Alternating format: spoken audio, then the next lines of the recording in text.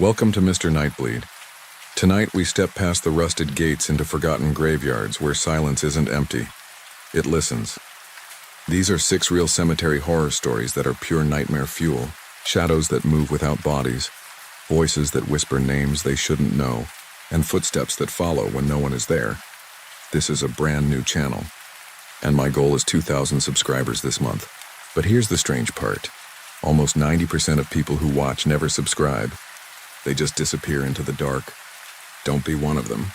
Hit that button now, because in this place, once you leave, you might not come back. Kill the lights. Mute the world. Let's begin.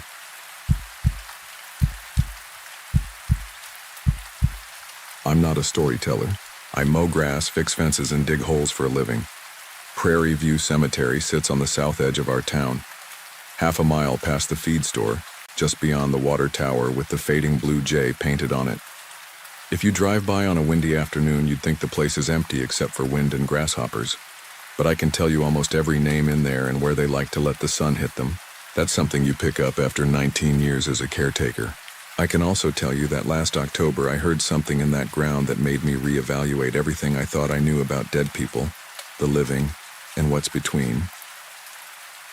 We'd had a long dry summer, the kind where the dirt turns to powder and the wheat stubble snaps under your boots. By September, folks were finally getting rain again, just enough to raise a wet smell from the earth that clung to the morning and the tools. That's when Daniel Whitaker died. He was 46, a farmer with a tan line on his forehead where the cap sat and a wife who ran the church nursery. He collapsed in his barn rolling a baler tire. Sheriff said it was a heart attack. Some people are old at 46 because the work ages them. He wasn't one of those. He was strong. I know because I helped him fix a gate hinge last spring, and he lifted the whole panel by himself like it was nothing. We scheduled his burial for a Tuesday. I dug on Monday because they wanted an early service. We have a backhoe, but I still square the corners by hand, out of habit more than necessity. I set the dirt neatly on the tarp beside the hole, smoothed the edges, and tamped the bottom. The ground there is loam over clay. You feel the difference in your shovel. The top gives, the bottom grabs. My helper Tyler was with me. He's 21 and impatient with pretty much everything except horror movies and his girlfriend's texts. Feels spongy, he said, bouncing his boot heel on the bottom of the hole. It'll pack, I told him. The clay's got moisture again. He shrugged and climbed out. When I stood in the hole to check the depth, I noticed the air felt cooler down there. It's always cooler in a 6-foot pit, but this had a movement to it. A faint draft against my ankles, as if something somewhere was drawing air in and letting it out. I told myself it was just the wind cutting across the field and making a vent at the far edge. Every grave is its own little weather system for a day. We set the green tent and chairs. Mr. Keene, the funeral director, came to check the vault fit. Keene is precise about everything and territorial about the dead. He's the sort who straightens a man's tie with 2 fingertips and then wipes those fingers on a linen. He watched me measure again and gave a tight nod. You ever notice the ground breathing? I asked him, half joking, half not. Ground settles, he said. Gases, moisture, voids. People see what they expect to see when they're hurting. I mean, before there's a person in it. He gave me a flat look. Then you're expecting to see it. I didn't push him. People don't like it when you talk about the ground like it has lungs. But as we packed up for the day, I stood a minute by the open grave and heard it. Not loud, not even obvious if you weren't already listening. A regular hush, hush, hush that had a human rhythm. 9-10 times a minute. I timed it without thinking. It made my scalp tighten. Then Tyler yelled from the truck about the gaslight, and the moment passed. The service on Tuesday was sad and large. The Whitakers have roots here. Erin, his wife, sat with her hands too still in her lap, while people told her how Daniel always had time for them. Their daughter, June, kept smoothing the back seam of Erin's black dress with a flat palm, the way a kid does when they need to keep busy to hold themselves together. Pastor Caldwell read the same words I've heard 100 times. The sky was white with high clouds, and a west wind kept lifting the edges of the tent. There was that smell of wet earth, the same one I'd noticed. When it was over and people drifted toward their cars, Erin stood and stepped right up to the casket like there was one more thing she'd forgotten to say. She didn't cry.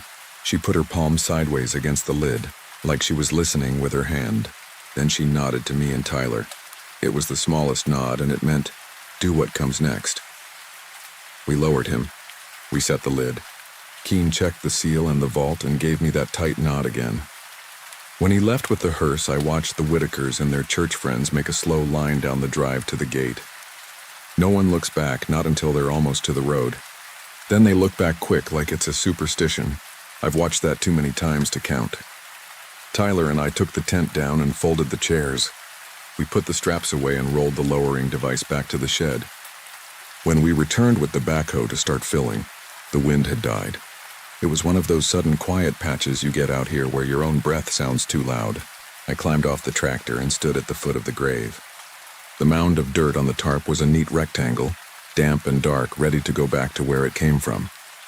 That was when I saw it. The pile rose. Not much, an inch and a half, but enough to see. It rose slow, held, and then settled, leaving a faint collapse at the top as the grains resettled. "Ty," I said. He came over, chewing a sunflower seed. "What?" "Watch." We stared at the mound. Nothing happened for a long 10 seconds. Then, slowly, the top bulged again like someone exhaling under a heavy blanket. Tyler stopped chewing. "That a gopher thing?" "We tamped around here yesterday," I said. "No tunnels near." "It's not this neat." "Could be air from the vault," he said, but he didn't sound like he believed it. We filled the grave. Dirt goes in layers, tamped every foot with the plate tamper. You have to do it right or the family calls 2 weeks later because the headstone looks like it's sinking. I tamped more than usual. The plate vibrated in my hands and the machine chattered against the soil. If there was air down there, I wanted it compacted out. We finished, raked the top smooth, and set the temporary marker. I left it a little high the way Keen likes, a narrow ridge that will settle with rain. That night, around 10, I drove back to lock the shed. Sometimes I do that late because kids like to wander in and borrow the gas cans. I parked by the gate and walked up the drive with my flashlight sweeping low. The cemetery at night isn't like the movies. It's dull and patient, not dramatic. Coyotes yip off toward the creek. There's usually a tractor on some distant road. Every sound feels like it can take its time. When I reached the new grave, I turned off my light and stood still to let my eyes adjust. The headstones were just darker slabs against a dark field. The wind moved the blue stem grass in little hisses. Then I heard it again. It took me a second to place because when you expect silence, even regular noises feel wrong. The sound came from the ground at my feet. A slow intake like air getting pulled through damp cloth. Then a longer release, faintly whistling. Hush, hush, hush. I knelt and put my palm flat on the mound. Cold grains pressed against my skin. For a beat there was nothing but the buzz of my own nerves. Then the dirt rose, not much, but enough that I felt it lift my hand. It sank with the exhale. The rhythm was steady, too steady to blame on shifting. "Okay," I said out loud, like the ground needed me to agree with it.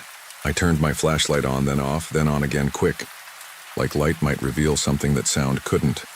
It didn't. Just a tidy new grave and my scuffed boot prints.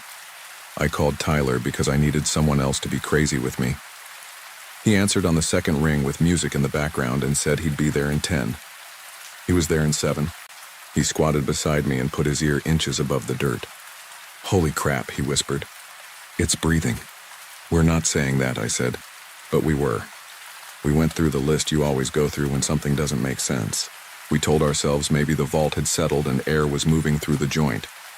Maybe water in the soil was seeping into a pocket, and the weight above caused a sort of pulse. Maybe temperature differences between the air in the grave and the night air made a simple convection gasp. There are words that make you feel safe. Convection, settling, gases. We threw them around until they sounded reasonable. Then I timed it. 10, sometimes 11 breaths a minute. Tyler turned his hat backward, which he does when he's nervous. What if he wasn't really gone?" "He was," I said. "Keen wouldn't put a man under if he wasn't, and the hospital and the pastor. We'd have heard. Then something under is doing this." The next morning I called Keen and Sheriff Bixby. You don't tell people there's a breathing grave without expecting to be laughed at. They didn't laugh. Keen was silent a long moment and said he'd come by. The sheriff came first in her Tahoe, hair damp like she'd left the house in a hurry, uniform shirt untucked. She's our first female sheriff and a practical person. She listened, then knelt and did exactly what I'd done. Hand flat, eyes closed. It took longer this time. The morning sun had warmed the top and the wind was up. But then her eyebrows lifted almost imperceptibly. "You feel it?" I asked. I feel something, she said. Could be subsidence. It's regular, I said. Regular things happen all the time, she said, but her voice wasn't dismissive. Let's not get excited. Keen will have a thought. When Mr. Keen arrived, he approached with that solemn walk he uses in front of families. Only there was no family, just us and the empty road and a hawk circling over the sycamore. He crouched and laid his fingers on the ridge. He was still for so long that I thought maybe what I'd felt was in my head and nothing was going to happen for him. Then he took his hand away and wiped it on his slacks. Off-gassing, he said. Probably moisture reacting with the vault sealant. A pattern forms. 10 times a minute? I asked. Until it stops, he said. Wouldn't off-gassing be faster at first? Tyler asked. And then less? Keen gave him a cool look and Tyler shut up. The sheriff said we'd keep an eye on it and that I should call her if anything changed. No need to tell the family, she added. They've got enough. We tried to leave it there. For 2 days, I did my job. Trimmed around the fence posts, ran the weed eater down the row by the veteran stones, replaced the flag at the Civil War section that some storm had tattered. But at night I drove back. I told myself it was just the shed lock, just a quick walk, just making sure nobody had knocked over the vases. It wasn't. I stood over Daniel's grave and listened. It got stronger. That was the change that made me call the sheriff again. Not louder in sound, because the sound never got loud, but stronger in the movement. The mound visibly rose in the beam of my flashlight, maybe 2 inches at the peak, then sank. Between the inhales, the soil seemed to pull inward at the edges in a way you can't see on undisturbed ground, like there was a cavity below that was contracting. I took a painter's stir stick from the truck and pressed it into the mound as a marker. On the next inhale, the top edge of the stick lifted, then went back down. I measured the distance against my thumb. Tyler filmed on his phone, but the dark never does what you ask on a phone. The video looked like we were shaking the camera at nothing. We decided to test something else. The volunteer fire station has an oxygen meter that attaches to a little probe. Tyler knows half the guys there. We borrowed it with a joke about testing our breath before a run. That night, we pushed the probe an inch into the mound and watched the little LCD numbers tick. The reading dropped in time with the inhale. Went up a little on the exhale. We did it again 3 feet away on undisturbed ground, nothing. Back at the mound, dip, rise. Not huge changes, but real. The sheriff came with us the next night. She watched the meter and didn't say anything for 2 full cycles. Then she asked for the probe, slid it farther in, and the numbers swung a hair wider. That's not nothing, she said. But it's not something I can present to a judge to unearth a man either. What if he's... Tyler started. Don't finish that sentence, she said. We're not going to imagine the worst thing. If there's any chance of an error before burial, Keen would have caught it. The hospital would have. Keen did come under pressure with a stethoscope like he could hear through 6 feet of soil. He didn't kneel with his suit pants this time. He stood with his arms folded and suggested soil temperature gradients, barometric pumping, the phase of the moon. I appreciated the attempt. I really did. I'd have accepted aliens if it meant I didn't have to think about what my palm told me every night. On the 5th night, Erin came. I didn't invite her. I wouldn't have. But small towns are nets. Nothing stays caught by just one pair of hands. Either Tyler told his girlfriend, who told her sister, who told June, or the sheriff's dispatcher mentioned a patrol at the cemetery. Or maybe Erin simply felt something wrong and drove until she found us. She pulled up in her minivan and sat for a minute with the engine ticking. Then she got out and walked straight to the spot like she'd been rehearsing it in her head. I had a dream about air, she said. She wasn't bothered by us being there at night, or if she was, she hid it under that steady way of talking she has. He used to breathe a certain way when he'd been hauling all day. It got slow and deep with a little whistle on the exhale if his sinuses were acting up. The first night after we went to sleep, and I could swear I heard it. In my head, I guess. She knelt without waiting for permission, pressed her hand flat and waited. I wanted more than anything for the ground to behave like ground right then. It didn't. After a long 30 seconds, the mound rose. Erin's chin trembled. She didn't pull her hand away. "Danny," she said, not loud, not a cry. Just the way you would say someone's name when you find them in the dark and want to be sure before you turn on the light. We all heard it then, something inside the hush that wasn't air or soil or imagination. A faint change. A wetness to the inhale like you get with a chest cold. A cadence each of us would have recognized if we listened to someone long enough. The sheriff's eyes flicked to me, Keen stared at the grass like there might be an answer written in it. "I want him up," Aaron said. "Now." Keen explained permits and procedure and respect and the fact that exhumation requires a court order, except under very specific circumstances. The sheriff backed him up but softer, promising to start whatever wheels needed starting first thing in the morning.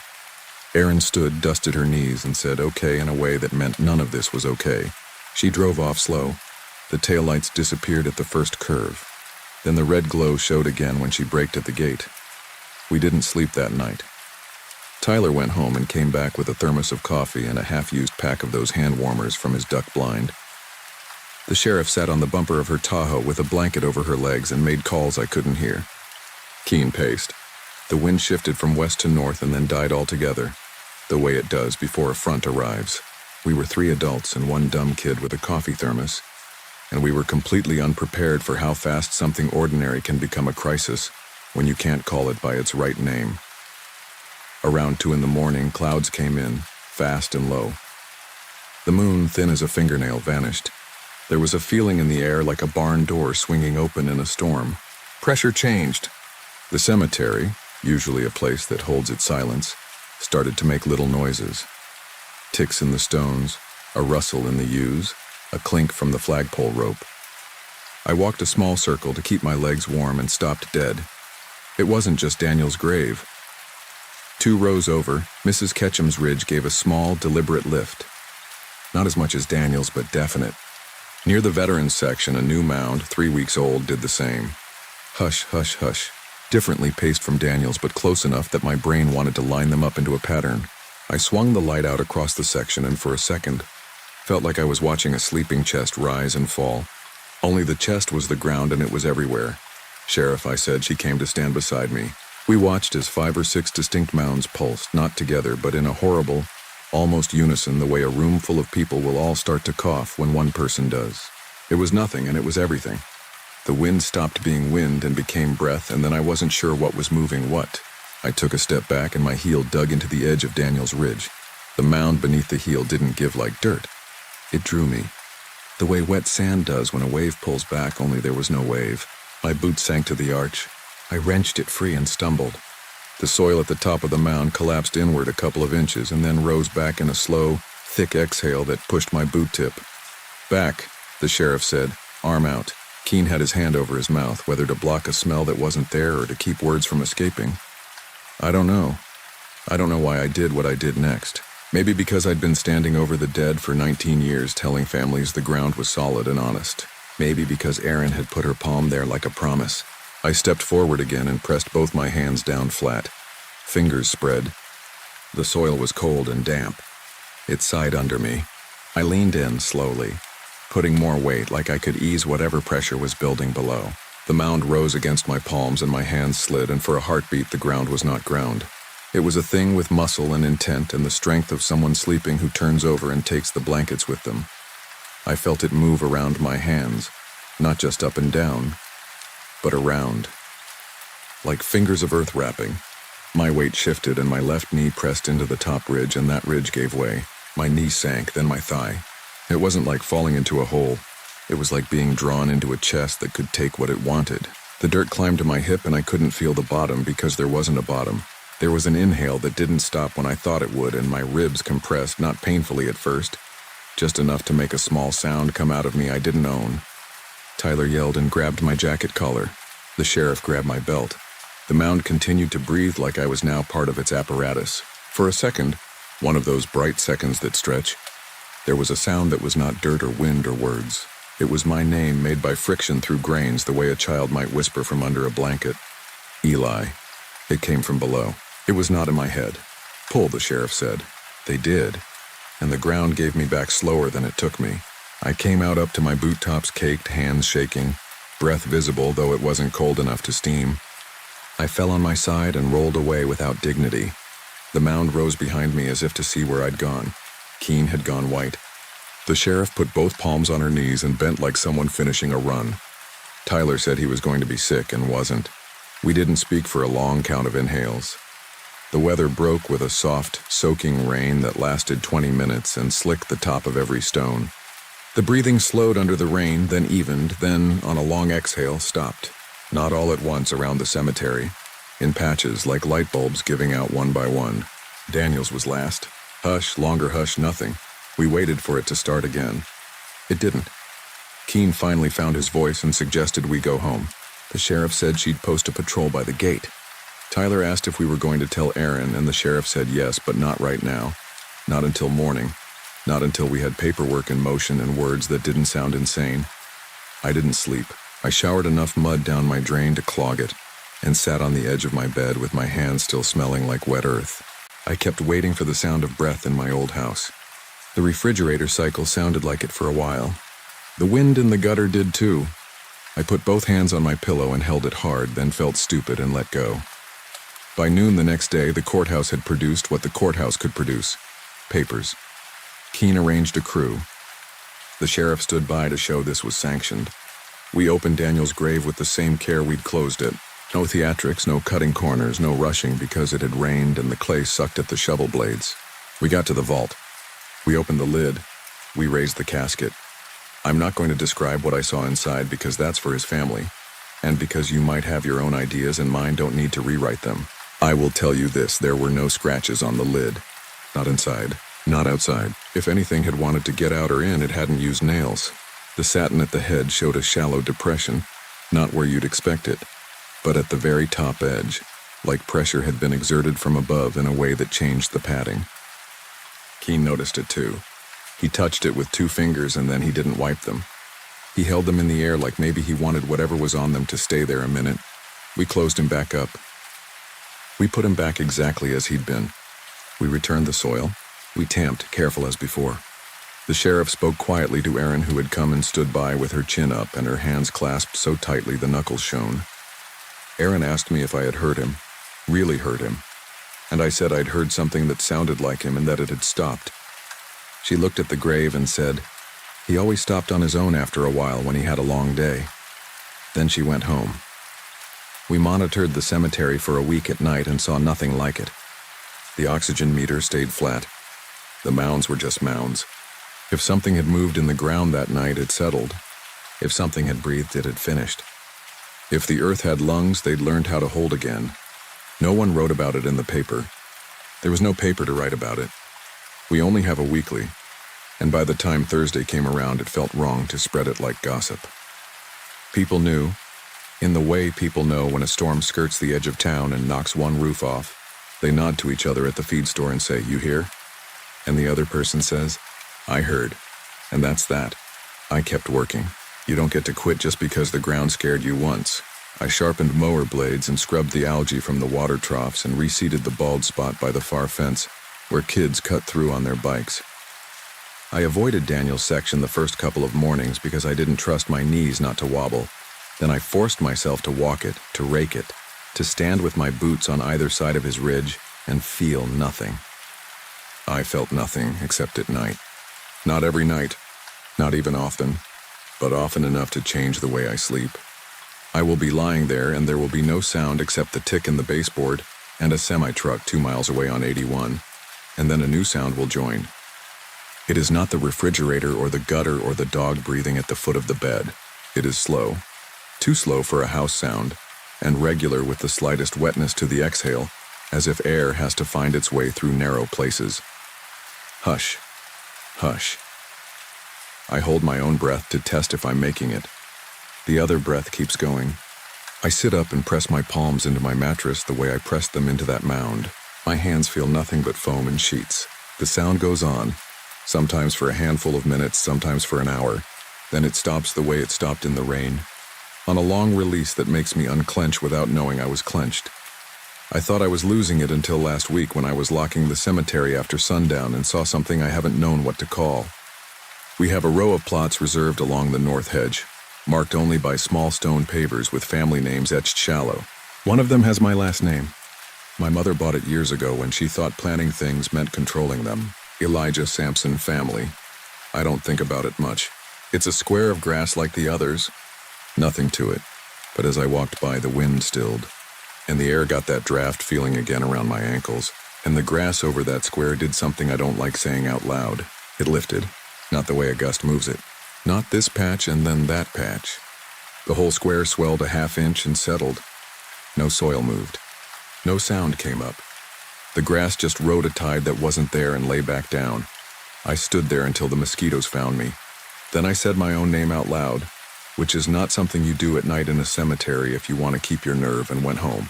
I slept with the light on and woke to no evidence anything had happened except dirt under my nails that I must not have washed out from someplace deep. You can explain almost everything if you work at it. Clay expands with moisture. Air moves through soil because temperature and pressure like to equalize. Burials are sealed places that adjust to rain and heat like lungs pumping. Maybe if you get a dry summer and then a wet fall and then a front from the north at 2 a.m, and a man under the ground whose breath you had listened to for 20 years without thinking about it, you can convince yourself you felt what you felt because your hands needed to feel it. Or maybe the earth keeps us the way we kept each other alive in life. With a rhythm, with wakefulness that returns when someone says a name, with a stubborn refusal to stop until we hear a voice tell us it's okay. Maybe all those ashes to ashes words I've heard so many times are less instruction than reminder. And the dust is not passive at all. It knows how to rise and fall. It knows what to do. It is patient. I still work at Prairie View. Someone has to sweep the grass off the stones and put a little rock on top of the Jewish markers. When family comes to visit and pick up the wreaths when the ribbons tangle in. March, I walk the rows at dusk and nod to the old surnames and say good evening as if I'm passing porches. I try not to pass my own little square of grass after dark. If you come by and you see me standing with one hand on a mound and my head bowed, I'm not praying. I'm not crazy either. I'm listening to make sure someone is done breathing, and not because I think they're alive, but because that's courtesy where I'm from. You don't leave a man on his own if you can hear he's still catching up from the work he did that day. When the wind drops out of nowhere and the grass goes still, you'll hear it too if you stop talking. You'll tell yourself it's the highway or a bird under the hedge or your own lungs getting in the way of the silence you came here for. Then you'll time it without meaning to, because your body knows rhythms as well as soil does. If you want this to end tidy, don't visit after dark. Don't stand with your hands where mine have been. Don't say a name. If you do, you might hear yours in the hush that comes back up, and the ground might lift just a little, like a chest that has decided it is not quite done.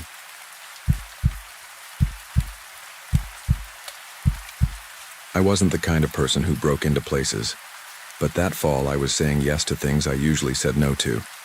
I was a junior at a small college on the north shore of Massachusetts, the kind with old brick dorms, a bell tower that chimed, the hour, and a campus map printed with a tasteful compass rose.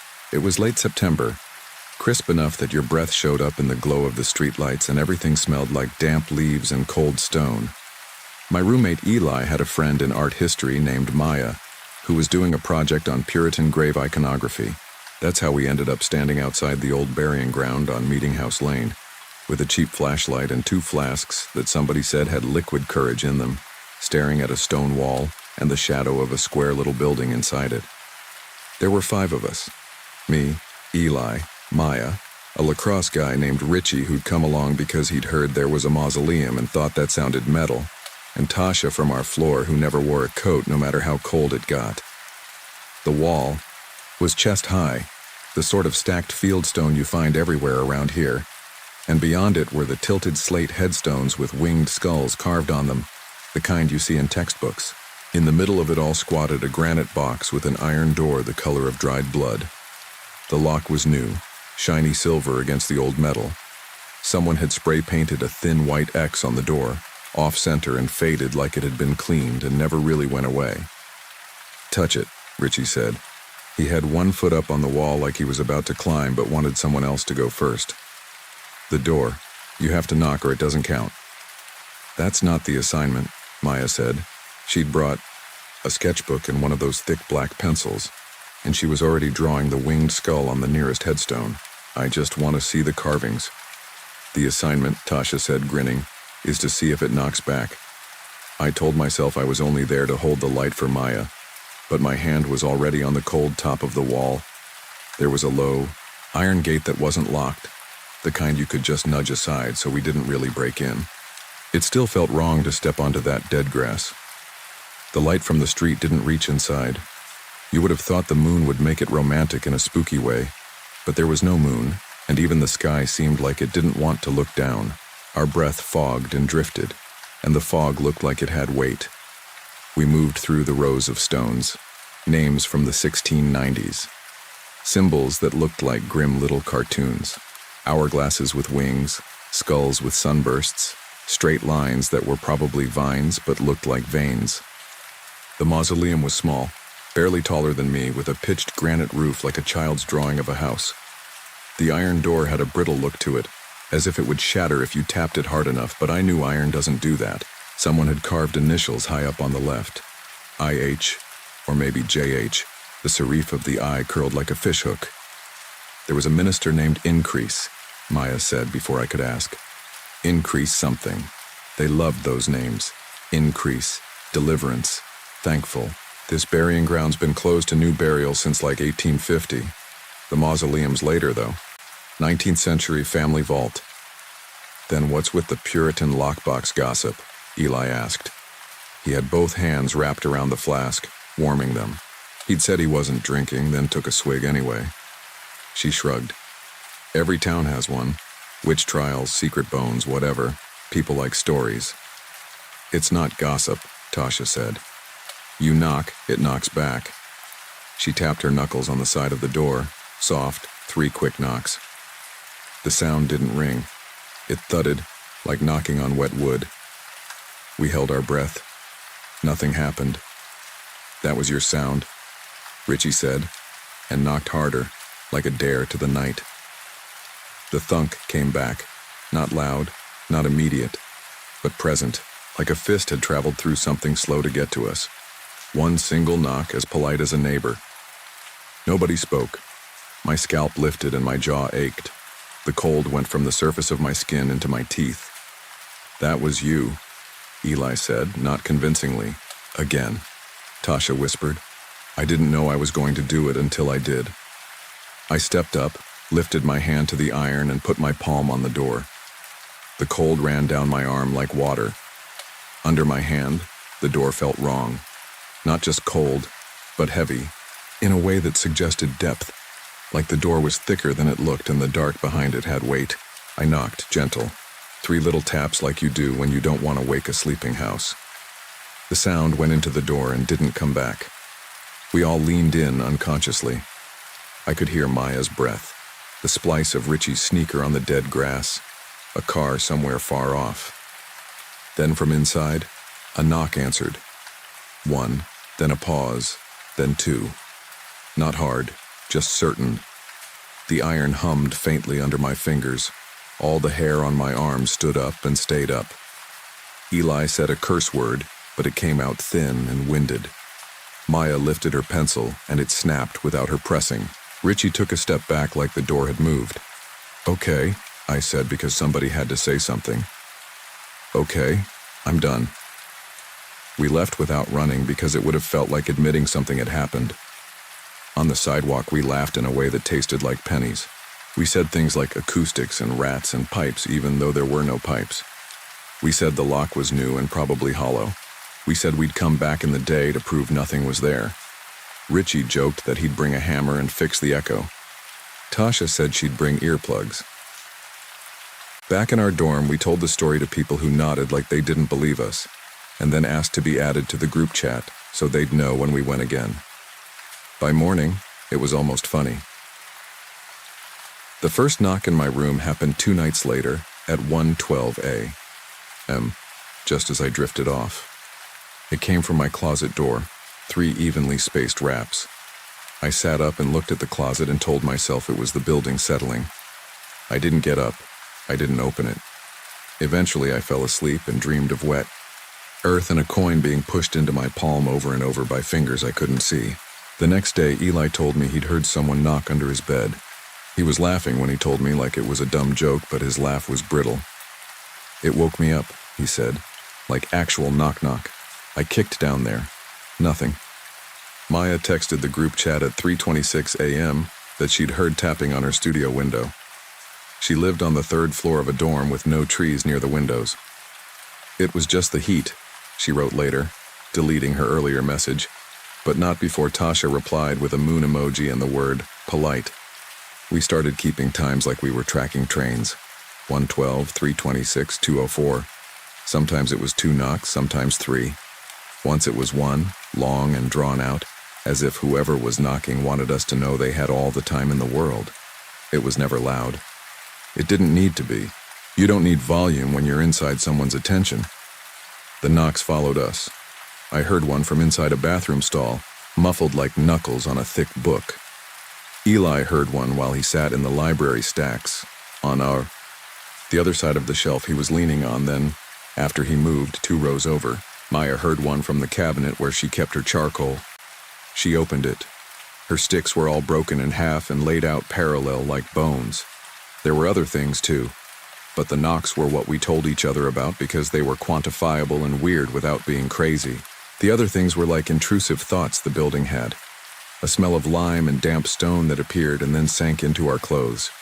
A patch of white dust on my roommate's hoodie that I brushed off and then realized had gotten onto my palm, soft and gritty and suspiciously like ground-up old bone.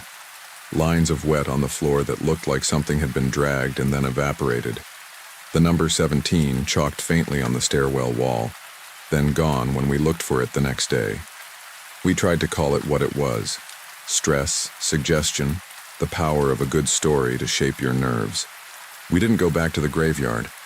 We avoided Meeting House Lane the way you avoid an ex, taking longer routes and making excuses. 3 weeks later, the college sent out a campus-wide email telling students not to trespass in the old burying ground because there had been vandalism of a serious and disturbing nature, and the Historical Society and local families were upset. The phrase disturbing nature was the kind of language the administration usually avoided. They liked words like unfortunate and inappropriate. Disturbing felt like a slip. They're going to think it was us, Eli said. He was sitting cross-legged on his bed, staring at the email on his phone. He lifted the phone and then lowered it as if the words were heavy. We didn't do anything. What happened? I asked. Bones, he said, and swallowed. Scattered. That's what someone posted. They were inside and now they're not. We went at dusk because of course we did. It was one of those pink sky evenings that looks gentle until you are in it, and realize your ears are freezing and everything that's damp is colder than the air. There was a sawhorse and yellow tape across the low iron gate, and a police cruiser idling with its lights off. Beyond the wall, the grass looked bruised, the headstones tilting like bad teeth, and in front of the little mausoleum, the grass was covered with pale shapes that at first I thought were trash bags or plastic sheeting, but were not. Bones lay everywhere, not in heaps, not in a dramatic pile, but in lines and arcs and small spirals like something had blown them out from the open space, and they'd come to rest like leaves. Long, thin ones that had been ribs, flat ones that had been pieces of a skull, edges jagged like a broken plate, a scatter of little stops and commas that were finger bones, things I didn't want to identify but did anyway because once you see a bone you can't pretend you don't know what it is. The mausoleum door was still locked. The padlock shone stupidly in the last of the light. The door had rust streaks down it like tears. On the ground, near the threshold, there were a few iron nails, square and fat and longer than my palm, crusted with something dark that might have been dirt, and might have been old blood that had never been washed off properly. A bit of old rope, a tuft of hair stuck to a nail head. I tried not to look at the hair. It was too long, too human. A man in a brown jacket with a Historical Society patch on it was talking to a woman with a clipboard. The man had a cigarette cupped in his hand like he didn't want the smoke to be seen, and the smoke smelled wrong, too sweet. He saw us and gave us the kind of look adults give to kids when they're about to tell them to leave. He didn't tell us to leave. He said, "You're the 3rd set of students to come look. Take a good look and then go home." This wasn't vandalism, Maya said softly. "Depends what you mean by vandalism," the man said and drew on his cigarette. His teeth were the same color as the paper. "Nothing's broken that wasn't already broken. It's just out where you can see it." "Who opened it?" Eli asked, and then, "Sorry, it's locked." We heard someone said it was locked. "It's locked," the man said. "Nobody opened anything. It opened itself if you want a theory. Or somebody went in a long time ago and what they did didn't take. The lock's new because people like to turn the handle." "Who are you?" I asked, not to be rude, but to put some kind of name on the situation like it would reduce it. Caro, he said. He blew smoke the other way. I look after this place. Hasn't been anybody to look after it properly for 100 years. People think the dead take care of themselves because they don't complain. But they do complain. You just don't hear it until it's too late. The bones, Maya said and swallowed. Will you put them back? Caro gave the tiniest shrug. We'll try. We'll be here all night and all day tomorrow and all night again, most likely. And then after that, we'll put up more tape and some signs, and somebody will paint over the signs, and somebody else will climb the wall to take a picture for the internet. People think if they can't hear a thing, it won't follow them home. He looked at us like he'd said something obvious. We didn't move. Behind him, a younger guy with gloves knelt and lifted a bone with 2 hands like it weighed more than it should. He put it into a plastic tub. He did it again. The sound the bones made when they touched the tub was soft, like tapping glass with a fingernail. Go home, Caro said, this time like he meant it, and don't give it your name. We left. We didn't talk until we were past the next block. Nobody mentioned the thing about names. I kept mine in my mouth like a coin. The knocks got worse after that. Not louder, still polite, still the sounds of manners, but closer. They came from my desk drawer, from inside my backpack, from the heating vent like somebody had their ear pressed to the other side and was asking for me in a language that used the shape of rooms. Eli woke up one night standing in the hallway outside a basement door he didn't remember going to, with his knuckles sore like he'd been knocking for a while. Maya's sketches started to look like they were drawn by someone else. The winged skulls had their wings folded tight, and the hourglasses had hands around them. One morning there was a small bone on my windowsill. It wasn't a tooth. I knew that immediately because it didn't fit my idea of a tooth. It was like a little column with a flared end, and when I touched it, something old and cool traveled into my fingertips. I put it into a plastic bag and then took it out again, because I couldn't bear to look at it through the plastic. I put it in the bottom of my desk drawer, under class notes and pens that didn't write anymore. That night a knock came from the drawer. I didn't open it. I lay there and listened to my own heart go faster and made bargains with the dark like a child. Richie rolled his ankle badly at practice and said he'd heard something knock on the goalpost just before he cut left. He laughed when he said it. He had bruises up and down his shins that looked like fingers. He showed us and then said the pattern was from the pads. We nodded and acted like we agreed. I think we have to bring it back, Maya said finally in our room with the door closed, while Eli stared at his own hands like they were not connected to him. The little bone was on my desk on a notebook lit by the lamp like a cheap museum exhibit. She had another, a shard she'd found in her laundry bag, thin as a potato chip and curved. Tasha had a knuckle bone she wouldn't touch. She used a pen to move it. They're not, Maya stopped. They're not ours. They shouldn't be where we are. We didn't take them, Eli said. I didn't take anything. You don't have to take a thing to have it end up with you, Tasha said. She had that grin again, like she was testing her teeth on fear and found them strong. You just have to touch the door. We didn't ask how she knew that. None of us put the bones down. We went back the next night because it felt like procrastinating would make whatever this was worse. It was colder than the first time. There was frost on the grass outside the wall, and the frost got thinner inside, like the ground was breathing out something warmer than the air. The yellow tape was gone. The police weren't there. The gate was closed. The light from the street made a rectangle on the path and then gave up. We each carried what we'd found wrapped in cloth like we were trying to keep it decent.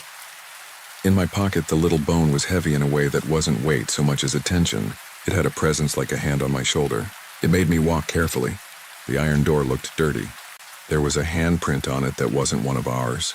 The padlock was rimmed with a thin white ring like salt. What do we do? Eli asked, and his breath smoked. Leave them, Maya said, right at the threshold. Don't knock. Don't ask for anything. We stepped up one by one and set our bundles down. The cloth made no sound on the stone. It wasn't until then that I noticed the ground around the mausoleum wasn't flat anymore. The grass had a ripple to it. A settling like something that had been packed tight was loosening. From somewhere far beneath, a sound came up that was not a knock and not a voice and not anything I'd ever heard out loud. The closest I can get is that it was the sound of a house when the heat kicks on after a long time, but deeper and older and not mechanical. A sigh that had been waiting for centuries. Don't, Maya whispered, but she wasn't whispering to us. She was looking at the crack around the door like it was a mouth. Behind us, something rustled in the grass. I turned, expecting an animal, a person, anything I could know. The bones we had seen in a scatter the day before were moving. Not fast, not dramatically. They were sliding the way you might push a chair across a carpet, steady with a kind of intention. They weren't heading for the door. They were heading for us. I stepped back without meaning to, and my heel touched iron. The door was colder than air has a right to be. "They're not coming for us," Tasha said, but her voice was high and her mouth was small. "They're coming to be closer to the door." "No," Eli said, as if disagreeing would make it so. His hands were shaking. He put them against his thighs to stop them, and they shook against the fabric. "No, we leave them. We go." He took one step, and the ground gave a little under his foot like a damp sponge. The sound came again, low and patient. I didn't realize until later that it was in time with my heart. Behind the first sound came another, more familiar. 3 knocks. Not on the door. Not on the stone, on us. That's the only way I can put it. The sound of knuckles on bone, but inside. As if the thing that had answered us that first night had learned where to find us, and brought its etiquette with it. Maya squeezed her eyes shut and said a name. I don't know why she said it, but it was the name carved on one of the oldest stones. Deliverance or thankful, something like that. It sounded like a prayer. It sounded like something someone's mother might have said before bed 250 years ago. The wind shifted and brought the smell of river water and a sweetness like damp linen left in a cedar chest too long. "I'm sorry," I said out loud, though I didn't know who I was apologizing to. The dead? Maya, myself, for not leaving when I should have. "We're sorry. We'll go." The door didn't move. The padlock didn't click. The iron was just iron. But the night rearranged itself around us the way furniture moves in a room when you turn off the light and then turn it on, and somebody's been in there while your eyes were closed. The space got smaller without the walls getting closer. The air thickened. I could hear my breath and Eli's and Maya's and Tasha's, and under all of it the thing like a sigh, as if the place where the mausoleum had been was now where we were, and the door had never been outside at all. Something touched the top of my head. I flinched, and it wasn't there. It was a thought like a hand. It was the understanding that doors don't just keep things in. They keep the world arranged. And when you treat a door like a game, the arrangement changes. "Don't give it your name," Caro had said. "Don't give it your name," I said now, out loud, and the knocks stopped. We left our bundles. We backed away slowly, and then we ran because there was nothing elegant left to do. We cleared the gate without touching it. We didn't look back because I knew if I looked I would see nothing in the place where the mausoleum was supposed to be, and that would be worse than seeing something. We didn't go back. Classes kept happening. Leaves fell and got slippery and then froze into the sidewalks. The email about the burying ground got replaced by emails about flu shots and the winter formal and a student theater production of Macbeth that they insisted on calling the Scottish play in every announcement like a joke. In the dining hall, the soups rotated through their cycle. If I had been a different person, I might have convinced myself we'd made it up collectively, that we'd been high on story and darkness and the power of making each other shiver. But there were small things that wouldn't let me forget. I found bits of linen under my bed that smelled like river mud. Eli stopped sleeping and started walking at night. And one morning I found him standing in the stairwell, palm pressed to the concrete wall, as if he could feel something on the other side. He didn't remember how he got there. He did not think this was funny. He had a bruise around his wrist, a perfect circle like a hand had held him with a politeness that didn't allow for struggle. Maya withdrew her project. She told her advisor she'd change topics. She started drawing ordinary things, coffee cups, hands, the brick pattern of the science building. The drawings shook anyway. When she laughed, it was only with the corners of her mouth and never with her eyes. She kept her name out of the paper when a reporter from the student-run journal did a piece on local historical sites under strain from student interest. The reporter wrote that the mausoleum had been there since the late 1800s and probably didn't contain anything important. He wrote this while standing near a place that sometimes wasn't there anymore. Tasha dropped out after Thanksgiving. She said she needed to take a semester to work and save money. She posted a picture from her parents' house in Western Mass, a wood stove and a mug, and you could see the reflection of 3 small round lights in the glass of the stove door. Maybe they were just the room. Maybe not. I see Caro sometimes near the grocery store, heating his hands on a cup of coffee he doesn't drink. He nods at me like he knows I did what I could and understands it wasn't enough. He smells like cedar and smoke and something green growing under rocks. I moved off campus in January with a kid from my biology lab who didn't ask many questions and wasn't around much. The place is cheap and the heat is loud and the windows rattle. Sometimes the pipes knock. Sometimes it's not the pipes. I know the difference now. The pipes are impatient and messy. The other knocks are polite. If I put my hand on the wall, the cold goes through into my bones. The sound knows where to find me. It remembers the shape of my name and the shape of my hand on iron. I could say this is a warning post, the kind where the moral is, don't trespass, and the comments are full of people saying it serves me right. Maybe it does. I'm not writing this for that. I'm writing it because sometimes the thing taps so softly I think I made it up.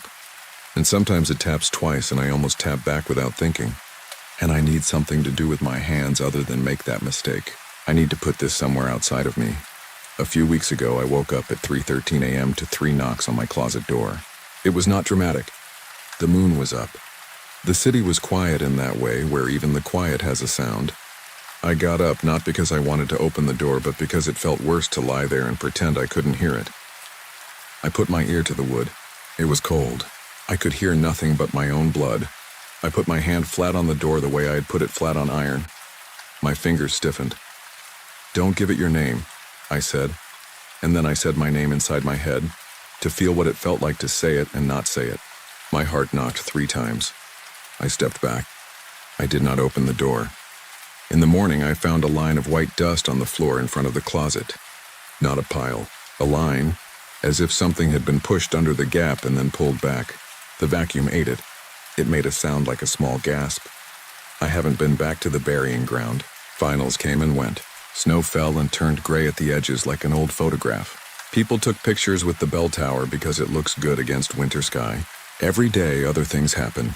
Emails, meals, errands, laughter that is real, work that is satisfying. The world is full. But sometimes, walking past a brick wall on campus, I run my fingers along it and feel the spaces between the bricks and the cold that lives there, and the weight of things that want to be arranged how they were. I didn't take anything. I didn't open any door that didn't want to be opened. I touched iron, and I listened when it spoke. People think it's the big gestures that matter, but it's the manners that bind a place together, the call and response of a knock and an answer. If you don't believe me, that's fine. I hope you don't ever have to.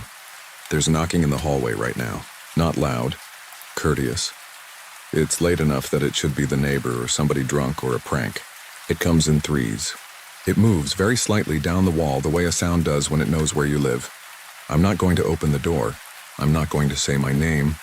I'm going to sit here and put this somewhere that isn't my chest and remind myself that sometimes the door isn't out there at all. Sometimes it's exactly where you are, and the lock is the shape of your own hand refusing to answer. If it knocks again, I'll breathe in and out and wait for it to be polite enough to leave. And if it doesn't leave, I'll wait anyway, because the only thing worse than the sound on the other side would be the silence after I knock back.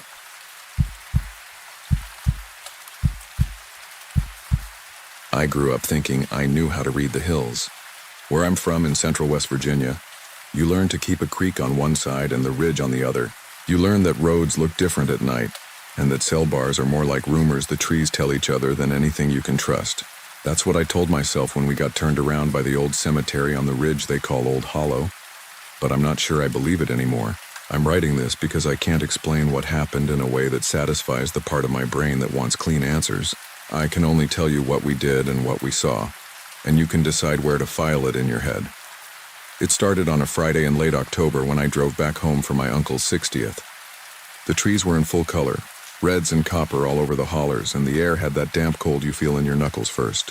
I got in a little after dusk and met my friend Caleb and his girlfriend Lacey at Dottie's Diner, the only place that stays open past 9 unless you count the Exxon where you can buy a pepperoni roll that has been sweating in plastic since the 4th of July. Dottie herself poured our coffees and started in on us, with the usual gossip. The Ridgeview Panthers won by 2. Someone's cousin ran off with a drummer. Deer are crossing bad this week. Watch the curves near the Narrows. Caleb and I have known each other since we were 8. Little League, church youth group. drinking warm beer on the railroad trestle when we were old enough to know better, but not enough to stop. He'd moved back after a stint in Ohio, working nights at the glass plant. Lacey was new to me. Sharp ponytail, steady eyes, a laugh that made people at the counter glance over and smile without meaning to. She had that out-of-town confidence, but she wasn't mean about it, just direct. The three of us hadn't been in the same room since June, and the talk spun from job hours to old teachers to which logging roads washed out. The lantern came up the way it always does, like a dare wrapped in a story. Old Hollow sits on a high knob above the next valley over. It's not the town cemetery with mowed rows and flags. It's a scatter of old stones under scrub oak and sourwood, ringed by a waist-high iron fence. People say it started as a family plot when the road was a wagon track and kept going, because nobody wanted to haul coffins any farther uphill. It's the kind of place teenagers go to carve initials and smoke, and the kind of place older folks point at from the road and say, "That hill's not right." The story is simple. Some nights there's a lantern moving between the stones. If you follow it, you get turned around and can't find your way back to your car. You walk in circles for hours and keep ending up at the same grave. Eventually you make it out, most do, but some people won't talk about it afterward and a few leave town. That's the version you get with your coffee. Dottie rolled her eyes when Caleb brought it up. "Don't be an idiot," she said, topping off his mug. "Folks get turned around up there 'cause it's dark and half the stones are sunk. You step wrong, you think you walked someplace you didn't. Same as chasing Bob White in fog. If you go, don't follow nothing that ain't tied to the ground." The old man, 2 stools down in suspenders, made a noise like a laugh with the air let out. "Leave that hill be," he said without looking at us. "My brother swore he lost an hour up there back in '72, and he weren't a liar.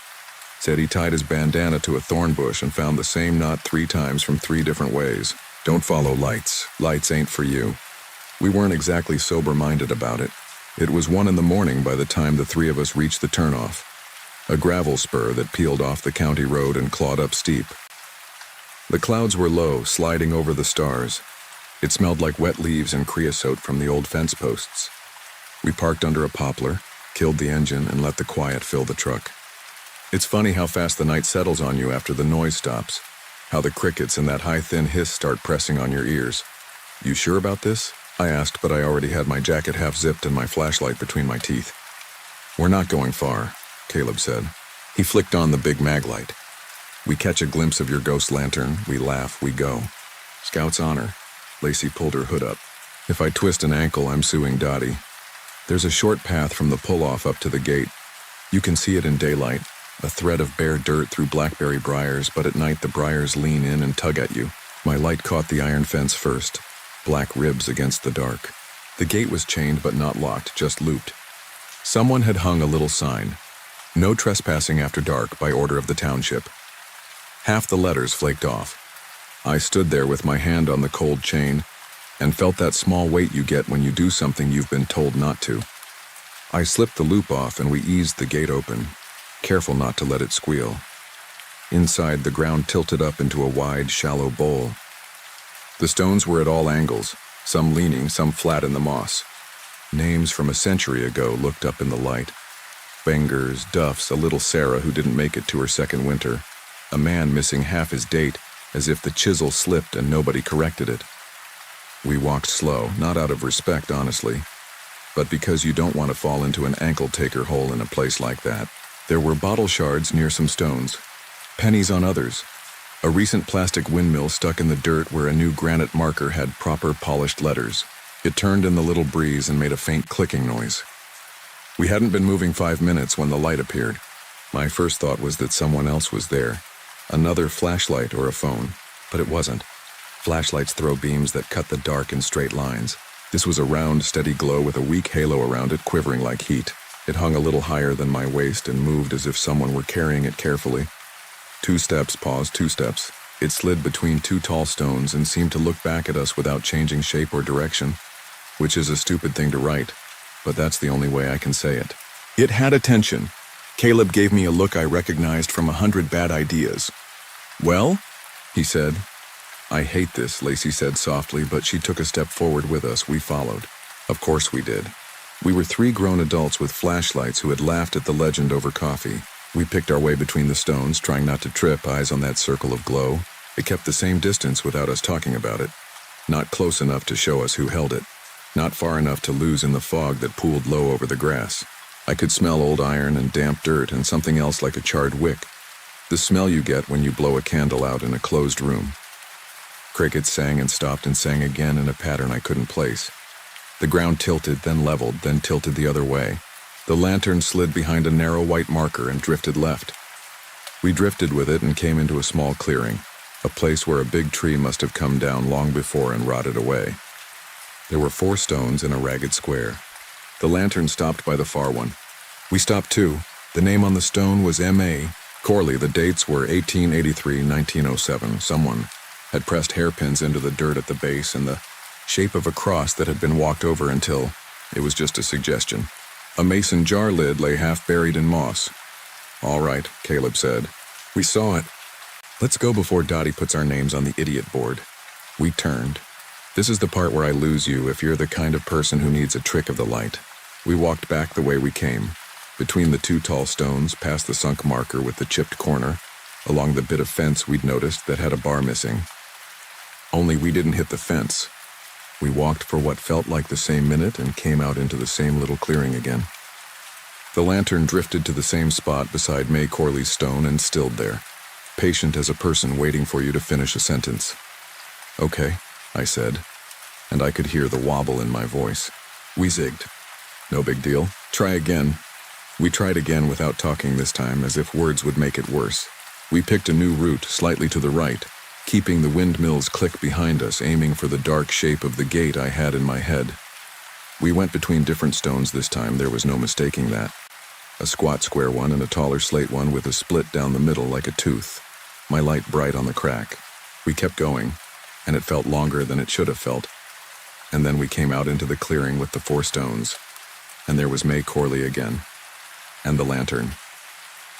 Lacey grabbed my sleeve. "No," she said, so quiet I felt it more than heard it.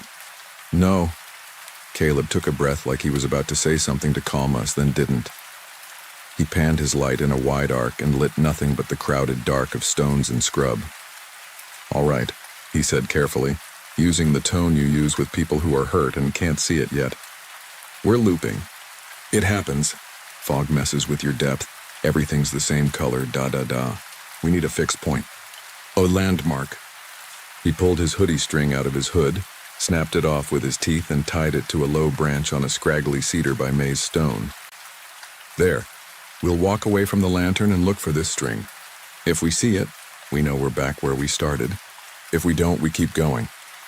I took my shoelace out of my left boot and looped it around a rusty bit of fence post lying in the leaves. Lacey broke a stick and stuck it upright in the soft ground like a little flag. We were making a point. The lantern didn't move or dim. It just watched us in that steady, ugly way candlelight in the wrong place watches you.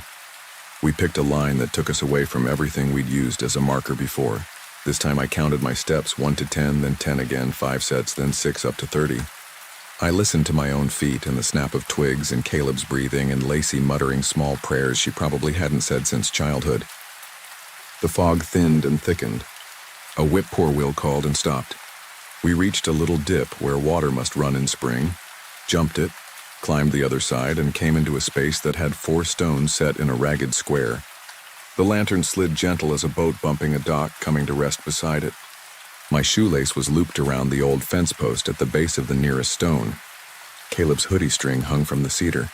Lacey's stick leaned exactly where she'd planted it, a little more crooked than before, as if someone had nudged it to see if it would fall. Caleb swallowed, the sound loud. "Okay," he said. He had that stubborn, squinting look he got at bat in Little League when he wanted to swing no matter the pitch. "It's fine, phones, compasses." We held up our phones and watched the compass app spin. North crawled around the dial like a bug circling a sink. The little green dot on the maps jumped off the hill and onto the road and back like we were on a trampoline. Service wobbled. 1 bar, then none, a frozen 1:13 a.m. at the top of my screen that didn't change for a long time, even though I knew it had to. "Old trick," Lacey said, surprising me. "My grandma taught me. If you think you're in a fairy circle, you turn your pockets inside out." "Excuse me?" Caleb said. She did it anyway, fingers quick, flipping the corners of her jeans pockets out so the white lining hung like flags. She looked at us until we did it too. I don't know why it felt important, but it did. The night pressed harder. Like we were under a bell jar someone set down over the hill. "All right," I said, hearing how thin and teacherly I sounded. "One more try. Don't follow the lantern. Don't look at it. Walk downhill and to your left. That should take us toward the road." We went. We kept our lights pointed at our boots and the next 2 steps of earth. Not at that round glow that floated just at the edge of my vision. I could feel where it was without seeing it. The same way you can tell when someone is staring at you from the next booth. Somewhere a dog barked far off and then maybe closer. Or maybe the sound just shifted the way sound does on a hill. My foot slipped on wet leaves and I grabbed a sapling and felt it bend and hold and bend back. We passed a stone with only the word mother left on it. The fog lifted and let me see the tangle of black branches, then sat down again. My beam hit iron and my heart lunged at my ribs in relief. Fence. The black ribs of the fence came up out of the ground 10 feet ahead. Beyond it, shapes that were not stones. Trees leading down to the road. I could have kissed the cold metal.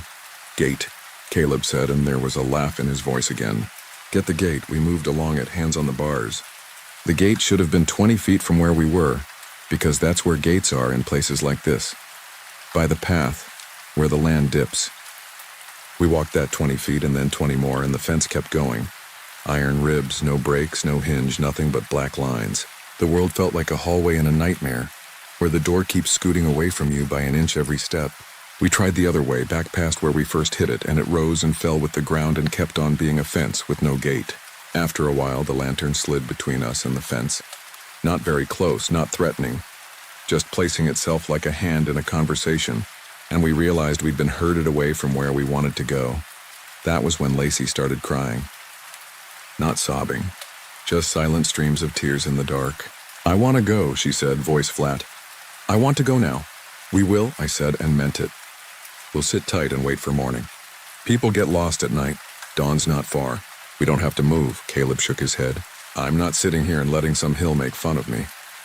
The lantern drifted back toward the clearing like a patient dog leading someone who refused to be led. We followed without deciding to.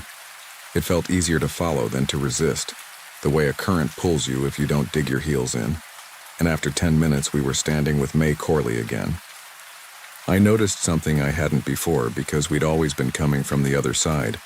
The inscription at the bottom, the little verse you sometimes see, was there. But I couldn't read it because a smear of dirt obscured the middle. I crouched and brushed it away. The letters were shallow but neat.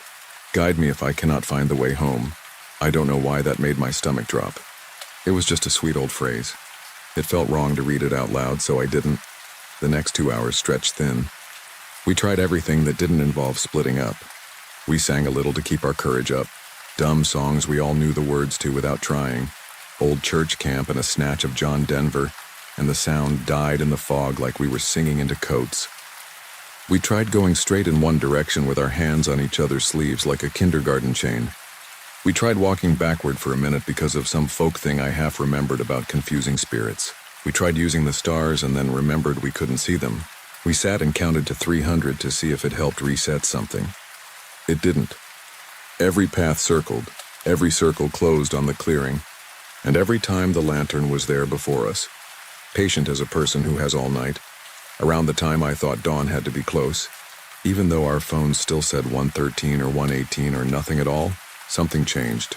The lantern came closer. It had kept its distance up until then, never nearer than the length of a small bedroom, a polite gap. Now it stepped in, if something without feet can step.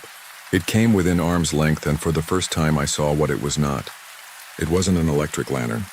There was a glass chimney and a collar, and the faint shape of a wire handle, and the yellow flame inside guttered in a way that flame does in a narrow draft. But there was no body, no shadow of a hand, nothing casting light the way light is supposed to be cast. The stones behind it looked the same as before, like the glow existed on a layer laid over what was real. It made a sound, like glass touching glass. A little clink. Lacey flinched so hard she hit my shoulder. Caleb exhaled like he'd been punched and thrust his hand toward it. I grabbed his wrist without thinking. "Don't," I said. "Why not?" he said, furious, childlike both. "If it wants us to follow, then—" The light flicked once like a blink and rolled to the side. It hovered over May's stone and then away and then back 3 times and stopped. It took me a second to understand what it was doing.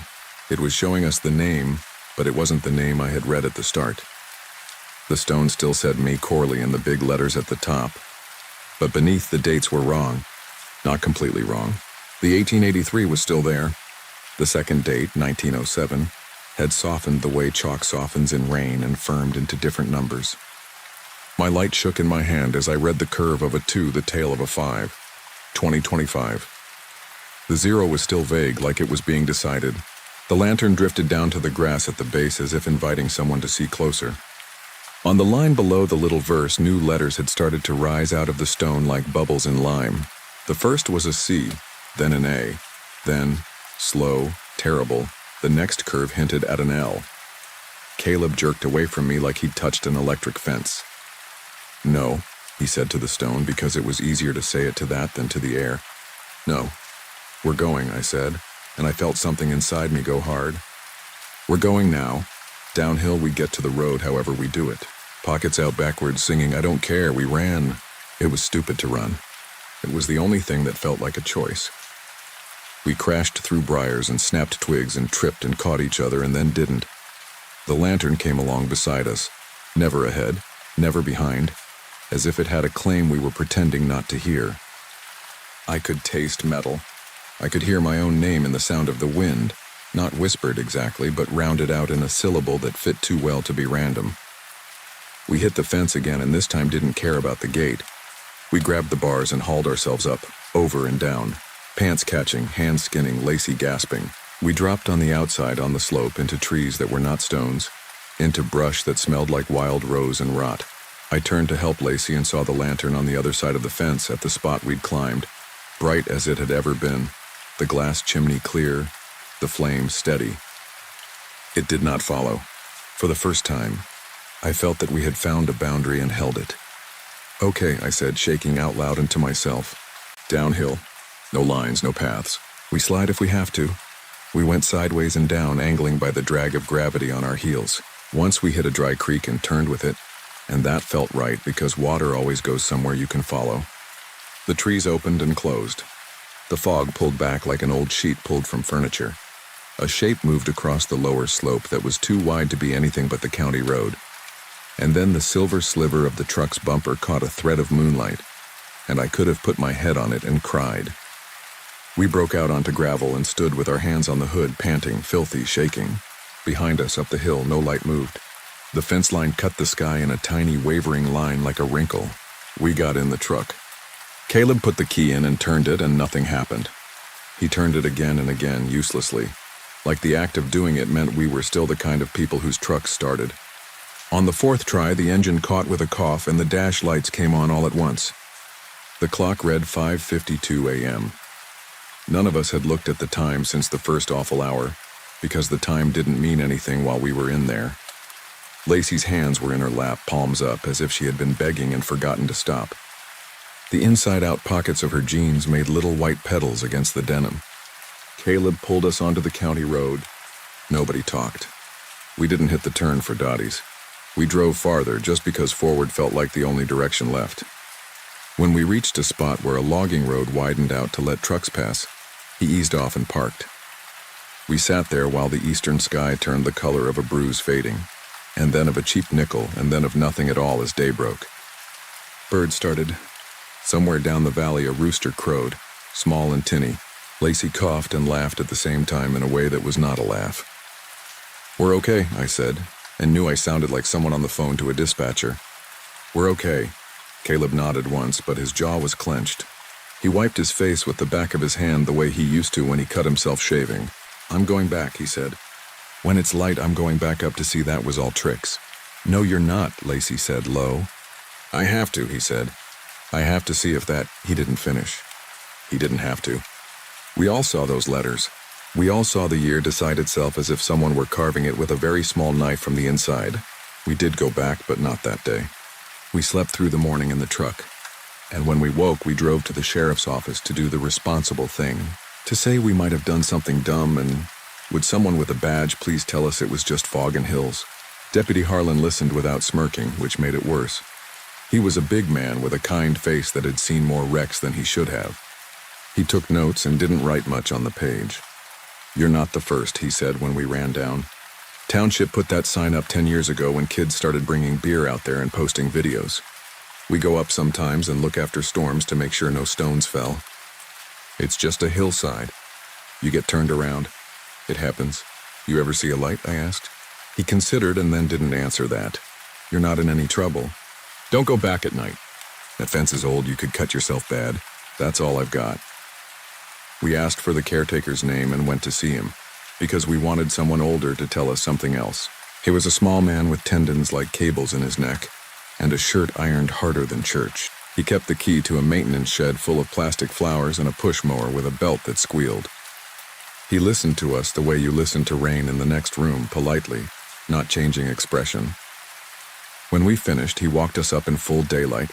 Through the gate, I'd unlooped the chain on around the stones, his boots leaving small, confident marks. The clearing with the 4 stones was just a clearing. The lantern was not there. The little verse said, "Guide me if I cannot find the way home," and the dates on the stone said 1883, 1907. Crisp, firm, untroubled. At the base of the stone, half hidden by moss, was a scrap of gray shoelace, frayed like it had been chewed. My stomach went cold. I pulled up the leg of my jeans and stared at the bow on my boot. Both laces were there, tight. "I don't own gray laces." "That one?" the caretaker asked, seeing where I was looking. "People leave all sorts of whatnots, coins, hair ties. I throw away what looks nasty once a month." "What do the lights mean?" Lacey asked. She wasn't playing anymore. Her voice had a new edge I'd never heard, a sharpness like something was cutting her from the inside. The caretaker lifted one shoulder. "Could be someone taking a walk with a lantern like they used to. Could be somebody on the county road and you only think you saw it among the stones. Could be a trick. Some folks need to get lost to know where they are when they're home again. Don't follow signs that ain't meant for you." He locked the shed and told us to have a good day. That was all. I've been back in the city since, trying to wear off the feeling of turning a corner in a grocery store and finding the same aisle I just walked. The night after I got home, I woke at 1:13, and the clock ticked to 1:14 only after I watched it long enough to feel a little sick. Lacey says her phone sometimes buzzes with a voicemail notification, but there's no new message. When she checks her saved messages, there's one from an unknown number she didn't notice before. We listened to it together over speaker. It's just wind and a small clink of glass once, like someone tapping the rim of a jar with a fingernail. At the end, there's a breath that might be a word if you want it to be. It doesn't sound like any of us. She deleted it, and it came back 2 days later in the same slot. Caleb hasn't said much. He texts me at odd hours with 1 or 2 words, "You up or hear it?" He's always been stubborn, and I worry that stubbornness is now pointing at the worst possible place. He says he sees headlights slow near the turn for Old Hollow, and then speed up like someone changed their mind. He says sometimes when he walks the dog behind his apartment, the dog stops and looks up the hill and whines at nothing. He says he keeps thinking about the curve of that letter, how a C can be a G if you lean on it. I told myself that writing this down would be like tying a hoodie string to a cedar, a mark so I can know where I've been. Maybe it's that, or maybe it's a different kind of string someone else can pick up and follow. I don't want you to go up there, and I don't want to be the reason you do. But if you ever find yourself on a ridge road in West Virginia past midnight, and you see a round light moving in a place where it shouldn't be, don't do what we did. Don't let your feet decide for you. Don't trust the parts of your brain that think everything with a steady shape wants to help you. Keep your pockets turned out. Keep your hands off the fence unless you mean to leave. And if you find yourself in a small clearing with 4 stones and a name you don't know and a verse asking for a way home, don't read what's written beneath. That hill isn't wrong. It's something else. It doesn't care where you think you're going. It brings you back to the same place until you belong there. Some nights, this part I haven't told anyone, I wake to the idea of a room made of iron bars that runs in a circle. I don't dream I'm inside it. I dream I'm standing outside, holding a light steady for someone inside to follow. The flame makes a sound when it moves, a little ring against the glass. In the dream, I want to lower the lantern and set it on the ground, to give my arm a rest, but the light doesn't weigh anything. Not really. It only asks me to stay as long as it takes. When I finally blow it out, I can still see, which is the worst of it because I know I shouldn't be able to. I lie there in the dark, hearing wind, thinking of May Corley and a date on stone that looked solid until it didn't. If I go back, and I won't, I say that like a prayer. I'll go in daylight with people who don't let their curiosity talk them into circles. If I go back and stand at that grave again, I'll leave something small as proof I did it. A coin, a safety pin, a piece of string. And if I see any sort of light where it shouldn't be, I'll walk the other way, whether or not there's a path. I'll keep walking until I hear trucks on the county road and a rooster down in the hollow. Because those are the only lights and voices I trust up there. The kind you know are attached to something that belongs to you.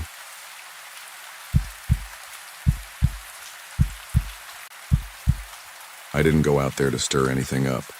I went because my dad kept a folded map in the back of his sock drawer, and after he died last winter, my sister and I had to clear out his apartment. The map wasn't even a real map. It was butcher paper with pencil lines, the kind of thing you draw at a kitchen table, tracing memory more than roads. He'd written the words Galilee Ridge across a ridge line that probably had a less biblical name on any real survey. Under it, in his slanted handwriting, he'd put family plot and drawn a little rectangle with 3 X's inside and 2 names I recognized from stories he used to tell when he was half a beer in.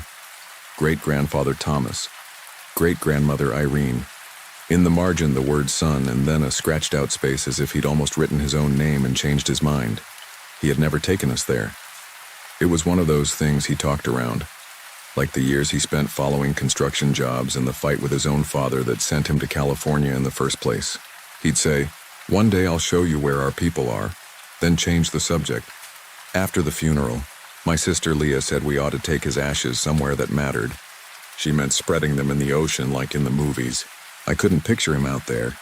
He hated the cold. He had dessert skin, always 2 shades darker than mine, always smelling faintly of motor oil and sun. I took the map. I told Leah I was going to drive out for the weekend and see if it was even real. If I found anything, maybe we'd plan something bigger. She didn't say no. She just told me to share my location and call when I got there. She's the practical one. The turnoff was an unmarked track that peeled away from a county road east of Barstow, the kind of track that looks like somebody dragged a chain through the sand and called it a lane. Joshua trees hunched against a pale sky. Old tires half buried in the berms. A stop sign pocked with holes where somebody had used it for target practice. The air had that flat salt and metal taste you get near dry lakes. The truck's temperature gauge climbed and the AC pushed more noise than cool, so I rolled the window down and let hot wind slap my arm. When I pulled into a gas station at Newberry Springs to top off and buy water, the guy behind the counter asked where I was headed. He had the long, patient look of someone who'd watched the same horizon all his life. "Looking for an old mining camp," I said. "Galilee Ridge." He picked a piece of jerky out of his teeth. "Might mean Galilee Camp, that's up past the dry wash. 3 shacks and a windmill base. Used to be a church there for 6 months, then it blew down. People come through sometimes looking for bottles. Watch your tires. There's hardware all over. You heard of a burial ground up that way?" He shrugged without moving much. "Folks put people in the ground pretty much anywhere out here. Sand is easy, but if you're thinking formal, you're better off in Daggett. Why?" "Family history," I said. He nodded like that covered everything. As I turned to leave, he added, "Wind's wrong today. Take it easy." The wind was what I noticed most. It was a hard, steady push, not a gust, and it carried a fine grit that got inside my ears, my cuffs, under my tongue. The track ran along the base of a low ridge striped with old tailings like chalk scars. Rust-colored cans blinked in the scrub. Sun glared off a broken bottleneck and flashed like a signal. I compared the map to the land twice and still overshot the turn. Then had to back up a 1/4 mile because there wasn't anywhere else to turn around except the desert itself. Galilee Camp, if that's what it was, sat on a slight rise above a dry wash. 2 shacks leaned into each other like drunks, their plank walls peeled like old paint. The 3rd shack was just a floor and half a wall, with a stovepipe rising from nothing, talking to no one. A few yards beyond them, behind a string of wire fenced on rotting posts, sat a rectangle of ground flattened and swept clear. It wasn't much to look at. The wire might have kept coyotes out once, or kids. A few rocks had been arranged into borders. In the middle stood a low cross of rebar set in concrete, and on either side of it, 2 rough pieces of wood where names had been carved and half lost to weather. Yellow plastic flowers bleached to bone lay against one. There were no headstones, nothing polished or official, but the names were there, Thomas Irene, just like on my dad's map. The last name was ours. I parked and just sat for a minute. I don't know what I expected. Maybe some feeling of arrival, some click inside me that said this was the right place. All I felt was a rush of heat when I opened the door and a punch of quiet. No traffic hum, no electricity hiss, just wind and under it, a kind of whispering from the creosote when the branches rubbed together. I called Leah. "It's real," I said, and my voice sounded too loud in that open place. "I'm standing where they are." She sucked in a breath. "Is it awful?" "It's plain. It's them. There's a cross. And our name. It's not a cemetery, not like with lawn and sprinklers. It's just ground that someone cared about once. Take pictures," she said. "We'll show Mom. I wish Dad, you know." "Yeah," I said. "I know." I took pictures. I walked the little fenced rectangle slow, like I was in someone's living room and didn't want to scuff the floor. The sand inside the wire had been swept at some point. I could see the faint arcs of a broom or a branch, long overlapping strokes. Between the two wooden markers in the flattest part, the sand held footprints, not many and not deep, like somebody had stood there and shifted their weight a few times. I stepped around them without thinking. For a second, I thought my eyes were playing with me. Right there between Thomas and Irene, in the space like a narrow aisle, something darkened the sand. Lines that didn't match the broom marks. I crouched. My own shadow fell across it, and I blocked it with my hand to see better. Letters. My full name, first and last, written in the thin, clean strokes you get when you draw with a fingertip in just damp dust. It looked fresh. It looked like the way kids write on dirty car windows in parking lots. Below my name, where you'd put a date on a grave, there was an underline and nothing else. I stood up so fast my knee cracked. I looked around. There was no one. The truck ticked as metal cooled in the wind. Out by the wash, two blackbirds lifted like paper and went.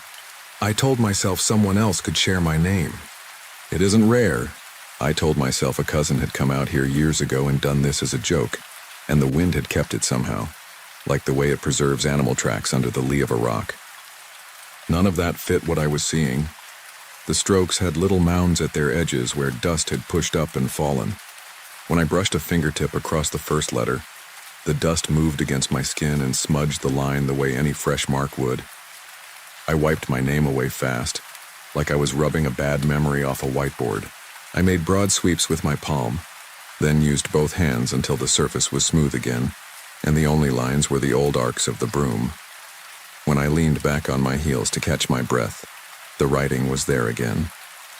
Not written in surface dust this time, but scored, like someone had taken the point of a nail and dragged it through the top crust. The lines were the width of a pencil. They cast shadows. The letters were exact, the way my own name looks spelled out on legal papers. Beneath it, the underline had been turned into a shallow trench waiting for whatever would go in that space. I said out loud, "No." The wind had its own voice, as if it went around me rather than through me. It made the wire sing. I took a step back, expecting the writing to blur with distance to turn into any set of lines on a flat surface. It didn't. My name was there. I didn't want to say it in that place, not out loud, as if saying it would make it more real than it was. I moved to the rebar cross and gripped it. It was solid, set in a coffee can of concrete sunk into the ground. Heat came off it. I looked for cameras, for recent footprints, for any sign that I wasn't just a person alone in a dead camp with a trick of vision. Around the edges of the fenced plot, the sand bore the marks of small animals, paired dots from something that hopped, a drag from a lizard tail, no boot prints except mine, and I could see my tread clearly where I'd approached from the gate. The only other marks inside the fence were those arcs, and now the letters again in the center. I called Leah back. "What's wrong?" she said immediately. "You won't believe me. Try me. I found our great-grandparents. Their names, anyway. Between them in the sand, my name is written. Like graffiti? Like written. By who? I don't know." I realized I was whispering and forced my voice up. I wiped it away and it's back carved in.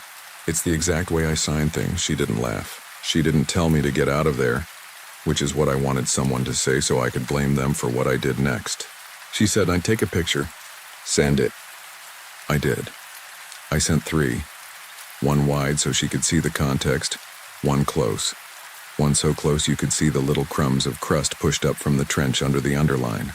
While I waited for the dots to stop blinking, I walked the fence. On the far side, tucked under a bent post where the shadow would have been if the sun wasn't directly overhead, I found a little stack of rocks like an altar, and under that a metal tin the size of a tobacco can. Inside were old pennies and 2 folded papers and a dried flower stem. The paper was brittle and soft at the same time, rubbed thin by years of being taken out and put back. One sheet was a list of names in old pencil that had smudged so badly I could only make out a few letters. The other was a different hand in ballpoint. When we come, we sweep. When we go, we leave our name that the wind will know us. For those who left with no stone, we write them here. It was dated 1979, no signature. Leah texted me, "That is not funny." I called her again because I didn't want the lag of text or the way printed words look permanent. "I'm not doing this," I said. "There's nobody here." She was quiet for a long beat. "Maybe it's for someone else who had your same name." "It's my middle initial," I said. "It's everything. It's mine. Come back," she said. "Just come back, I wanted to." The truck was right there. I could be at the highway in 20 minutes, but I had that map in my pocket, and I had Dad's ashes on the floor of the back seat in a cardboard box because bringing the nice urn out here had felt wrong. Leaving without doing anything felt like giving up on something I don't know that we ever really had. I told Leah I'd be careful and I'd call from town. I said it like I was the kind of person who knew what careful meant in a place like that. I walked to the truck and got the broom I keep in the bed for sweeping out grit. I went back and, careful not to step on the name, started at one corner and swept the rectangle. It felt stupid and respectful at the same time. I moved the grit in slow arcs the way the last person had done, and the wind tried to scatter it and couldn't because the sand was heavy near the surface from whatever trace of moisture hangs on in those places, even in heat. The act of sweeping changed my breathing. It gave me something to do. It made me feel like I was part of a ritual if there was one. When I worked my way to the center, I swept across my name once. The broom bristled and made a rough sound like it was crossing carved wood. The trench under the underline caught a line of grit and held it like a tiny river. I swept again, harder and again. The top layer blurred. The letters softened. When I stepped back, the writing was gone again, and the rectangle looked as close to clean as it was going to. I stood there waiting for some change in the air, some feeling that would tell me if I'd done the right thing. The wind picked up. Sun hammered. My eyes watered from the grit. I was about to call it and leave when I heard a sound I still don't know how to describe. It came from under the sand. Not a crunch or a crack. More like a dry scrape of fingernail against paper multiplied and faint. Then something ticked against the rebar cross like a small stone flicked from underneath. Looked at the center of the plot and watched the top crust lift a fraction of an inch and split. Along a hairline like it was a glaze on a cake. Dust puffed up. When it settled, my name was there again. Cut cleaner than before, not by anything I could see, but by the shape of itself making a place. Beneath the underline, a number had appeared, not finished, 2 digits, then a scratch, then space. The first 2 were the year we're in. My mouth went dry in a new way that didn't have anything to do with the heat. I said, "I'm leaving," to no one and everyone. I put the broom back, drove back to the county road, and didn't look in the rear view. I kept glancing at the empty seat where the urn wasn't, at the cardboard box and the map as if they might tell me what to do. At the diner on the edge of town, the waitress brought me water before I asked. She nodded at the dust strip on my pants near my knee where I'd knelt. "You've been out in it," she said. I said, "Galilee camp, you know it." "Folks go out there," she said, like she was reciting weather. "Bottle hunters, historians, kids, don't go when it's going to blow." "Did it blow today?" "Always does," she said, and gave me a look like she could tell I was asking the wrong question.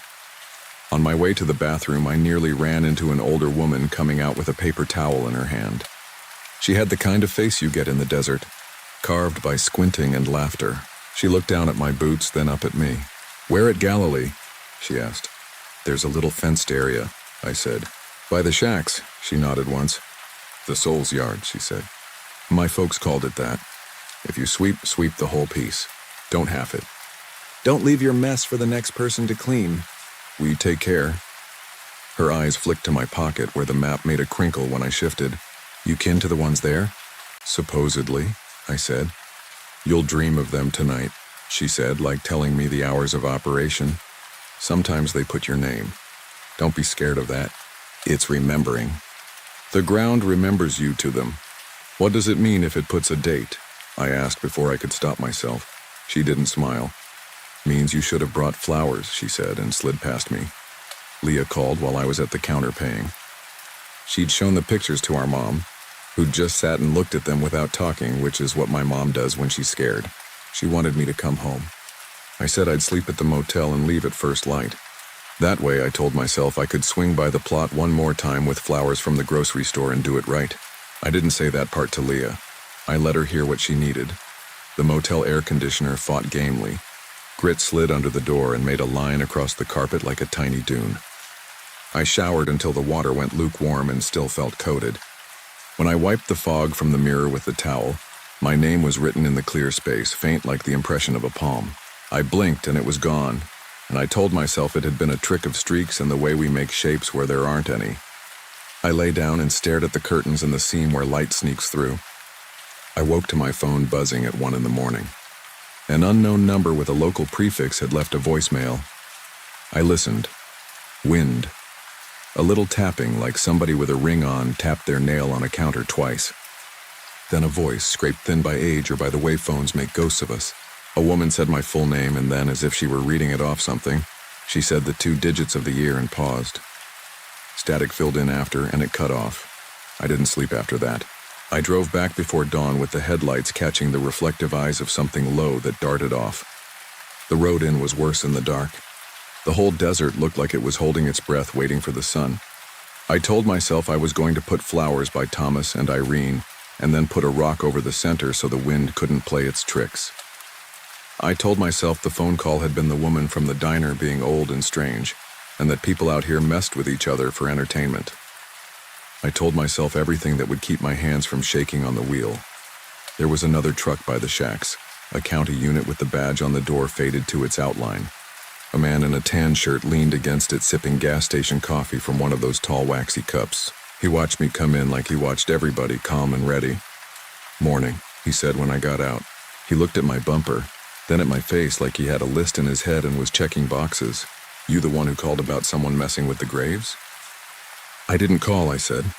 Then I remembered Leah, and I pictured her Googling the county number in the middle of the night. "My sister might have," he nodded. "Deputy Torres," he said. "We come out sometimes because folks dig for copper and brass. They pry out anything that shines. We try to keep it respectful." "I didn't touch anything," I said too fast. He half smiled. "People get defensive with the law even when they're clean. Want to walk it?" he asked. We went in together. The fence wire thrummed in the morning wind. Torres went to a knee just outside the rectangle and took off his sunglasses. He tapped the frame of them against his lip and squinted. "Someone swept," he said. "Me," I said. I thought, it looked like that's what people do. "That's what people do," he agreed. He pointed with the glasses. "And there's your reason for getting spooked?" There were tire tracks in the sand outside the fence that hadn't been there the day before. Skinny ones like a dirt bike. A patch of disturbed ground like a dog had pawed it.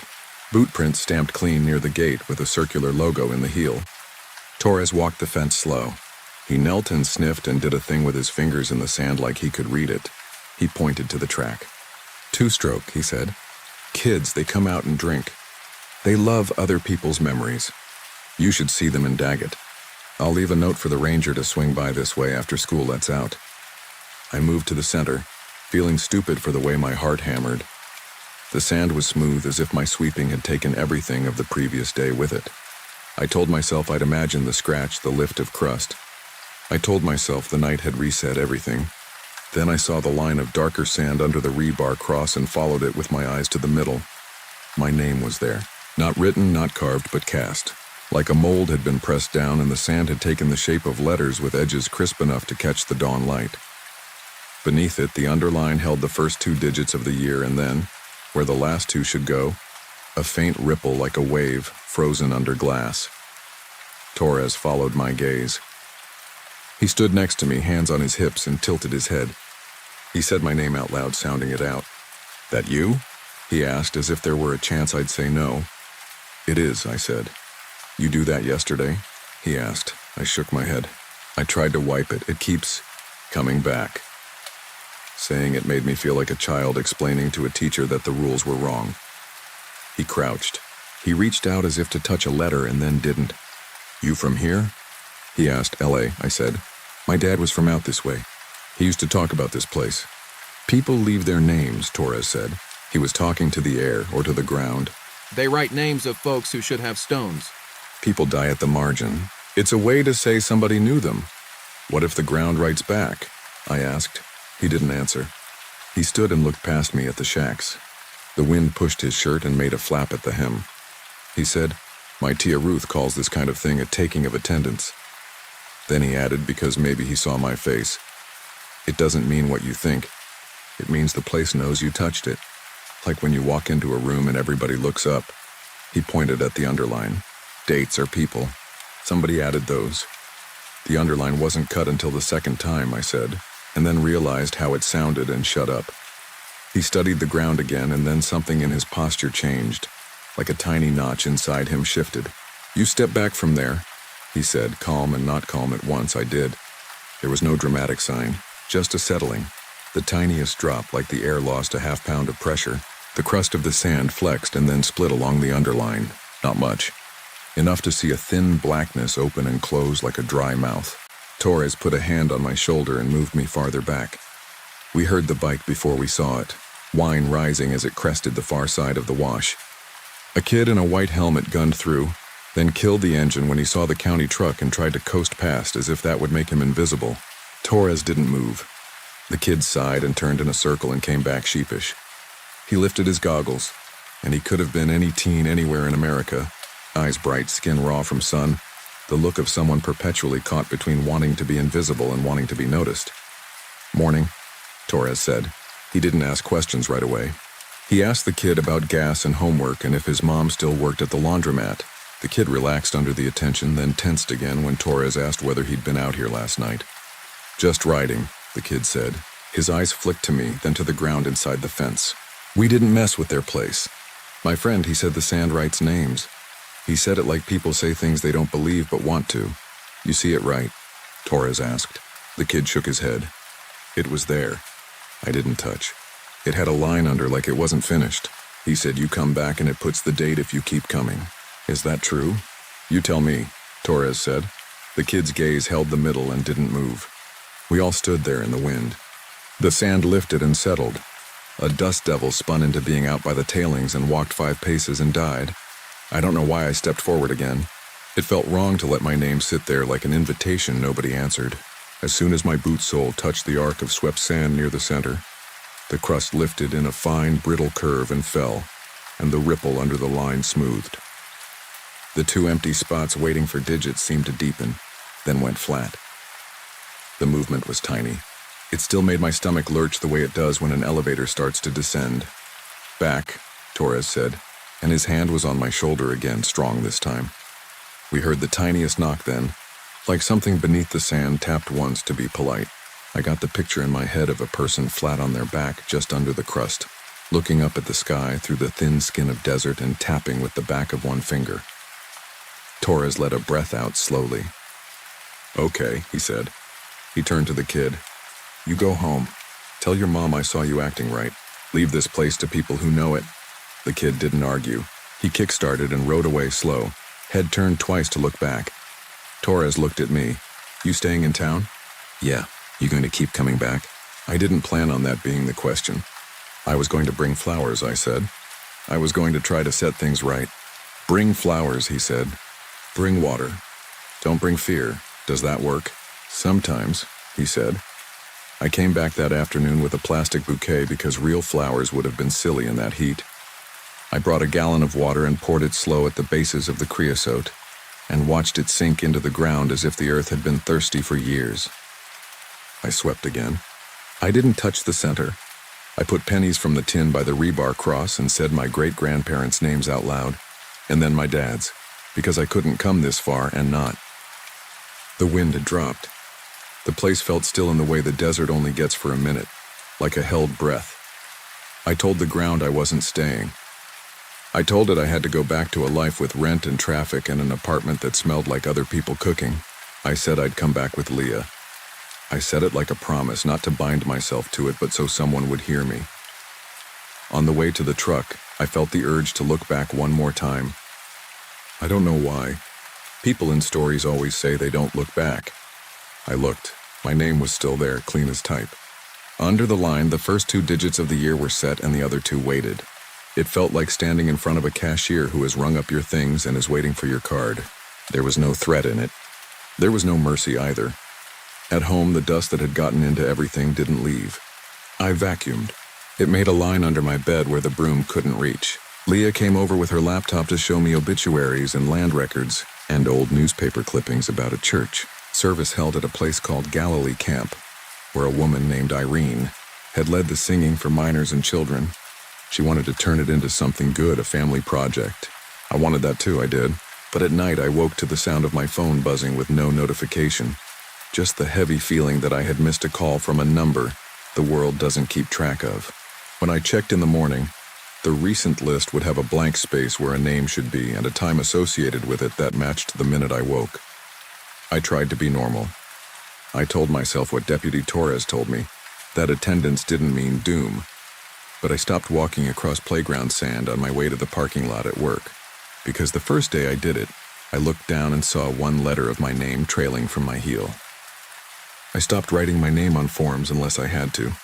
When I wiped a spot on the kitchen counter, the streaks lined up for a second to spell the first 3 letters. I didn't tell Leah because she would tell me to see someone, and I didn't want to test whether a doctor could see that kind of thing.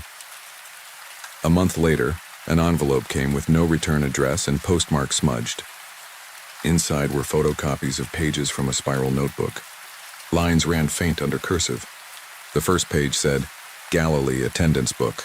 Then a list of names, mine among them, with dates next to each going back to 1951. Beside my name, there was the year -- waiting. No one had signed the bottom. The last page was a note in a hand I recognized only because I had held the original of a similar style in the tin. We write for those who can't and sometimes for those who won't, it said. If the ground takes your name, don't let it take your silence. I called the county office trying to find Torres. The woman who answered told me there wasn't a deputy by that name on duty, but there had been a Torres years back who retired. She didn't know if he had family. Are you okay? She asked. Not because of what I said, but because of how I must have sounded. I said I was fine and hung up. That weekend, the wind came from the east for once, hot and mean. Smoke from a distant fire made a line across the sky like someone had underlined the horizon. I drove out, not because I was brave or because I had a plan, but because not going felt like letting the last chapter of a book go unread. I parked at the shacks and sat with the engine idling for a long time. Then I shut it off and listened to the cooling ticks get swallowed by distance. The plot was as I had left it. The sand inside was smooth. The tin sat under its stack of rocks. The rebar cross leaned a degree more than before, like time had put a hand on it. I walked the fence clockwise because that felt like respect. When I reached the gate, I hesitated. The urge to step into the middle and press my heel to the underline until something happened was strong enough that I held the wire with both hands to stop myself. I don't know how long I stood like that. The sun shifted. A cloud made a smear. Somewhere a fly buzzed and then didn't. I heard the scrape under the sand again. Soft, tentative, like someone testing a match against a striker without fully lighting it. It came from all around the rectangle, not just the center. A circle of faint pressure made the crust lift in tiny amounts and fall. The sand took a long breath. I said out loud, "I'm not ready." The wind paused. In that exact pause, as clean as a new sentence, the last 2 digits of the year pressed into the underline. It happened with the smallest sound, like a letter being typed at the end of a thought. They sat there, not deep, not shallow, just present, and I felt as if my ears popped in an airplane. I didn't run. I didn't throw up. I didn't do any of the dramatic things that would make this a different kind of story. I took 3 careful steps backward until the wire gate pressed against my thigh. I turned and climbed through and walked to the truck. On the way, I passed the doorframe of the nearest shack, and in that moment the wind blew a sheet of something against it. It was a page from a magazine, brittle and half gone, a picture of a family at a picnic with sunlight on their plates. It stayed long enough for me to see that someone had written names across their faces in pencil. Then the wind took it and the page skittered away like a small animal. On the drive back, I felt something under my boot heel, a pebble that made me adjust the way I pressed the accelerator. When I reached down at a light to brush it away, a sliver of hard desert crust fell out. the kind that forms when a thin, wet layer dries. It had a single line across it, the tail of a letter. It broke when it hit the floor mat and turned to powder. I told Leah everything a week later because keeping it felt like lying. She cried and then got mad and then hugged me in that fierce way she has. She made me promise not to go back. I promised and meant it in the moment you mean a thing because it makes someone you love breathe easier. At night I dreamed of a room full of people with their backs turned and a clerk at a desk saying names, and every time he said one, another person turned and nodded and took a seat. When he said mine, I woke. This could be the part where I say the ground opened and hands reached and I barely got away. It didn't. The desert is patient. It doesn't need theatrics. The only blood I saw was from a scraped knuckle when I carried groceries upstairs and slipped. I held a paper towel to it and watched my name form in the smear across my palm and then blur when I washed. I laughed then, a short, ugly sound that surprised me. I don't know what it wants from me, if want is even the right word. Maybe it isn't a wanting place at all. Maybe it's a remembering place. My dad used to say men die twice. Once when the breath leaves and once when someone says their name for the last time. Maybe the ground out there tries to keep one of those deaths from happening. Maybe it keeps a ledger because people are careless with each other. Maybe it's something else entirely. And I've made it sound tidy so I can carry it. I can tell you this. When the Santa Anas blow and the air in the city gets edged with grit and everyone complains about how their eyes burn, I taste the dirt from that plot like it's in my mouth. I feel the weight of my name not on me like a burden but next to me like a shadow. I don't step in sandboxes. I don't write my name in birthday cards. I sign work emails with just the initial. There's a jar of pennies on my kitchen counter now, tarnished and sticky from the desert. I tell myself that when I'm an old man, I'll drive back out and sweep for whoever comes after me, because that seems to be the only way any of us make it make sense. I tell myself I'll put a rock on that underline so the wind can't push the last two digits any deeper than they already are. I tell myself a lot of things. The truth is I will probably go back before that, not because I want to, but because some places you touch once and they touch you back, and that's the deal. When I close my eyes, I can see the smooth flat of that small rectangle of sand held against the chaos of the rest of the world. It looks cleaner than is possible in a place like that. It looks set like a page before the first word. And in the center, between two names I know I belong to, mine sits where anyone walking through could see it. The wind comes and goes and the birds lift off and return. And when the wind dies, you can hear the quiet the ground makes remembering. It says our names and then it says them again, just a little deeper.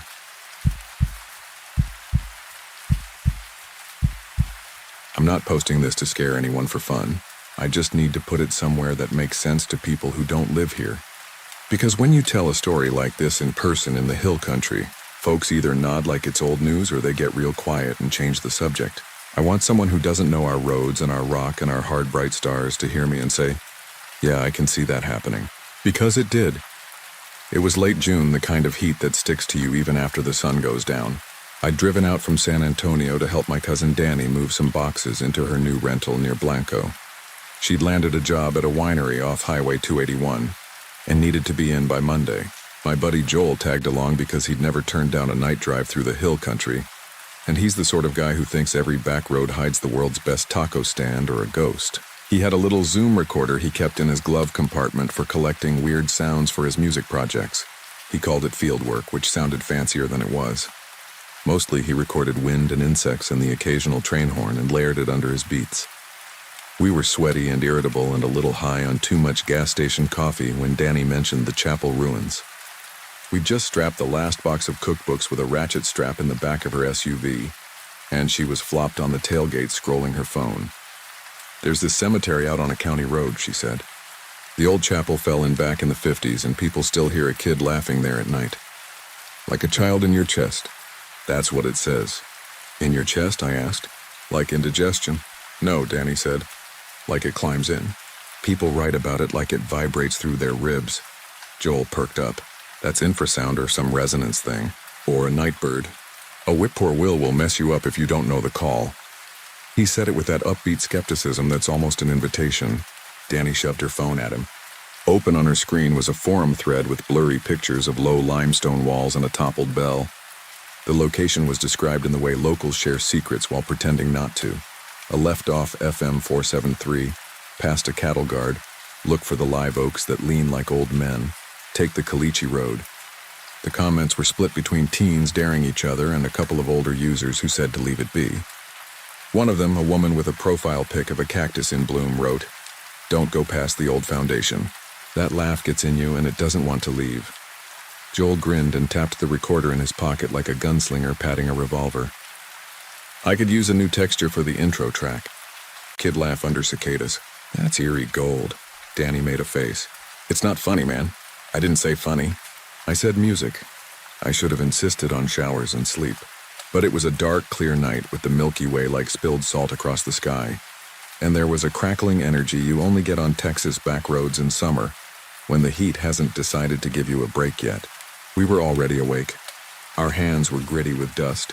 It felt like we were owed a little adventure for all the sweating and lifting. We topped off the tank at a chevron where the clerk had a twang that could slice brisket.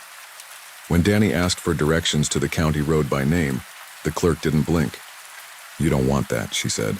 She was younger than me, but had that settled look people get when they've quit trying to leave. "Gate's not locked, but it should be." "We're not going to do anything dumb," Danny said. "Just want to see it." "You'll see it from the fence, same as you'll see it from inside," the clerk said.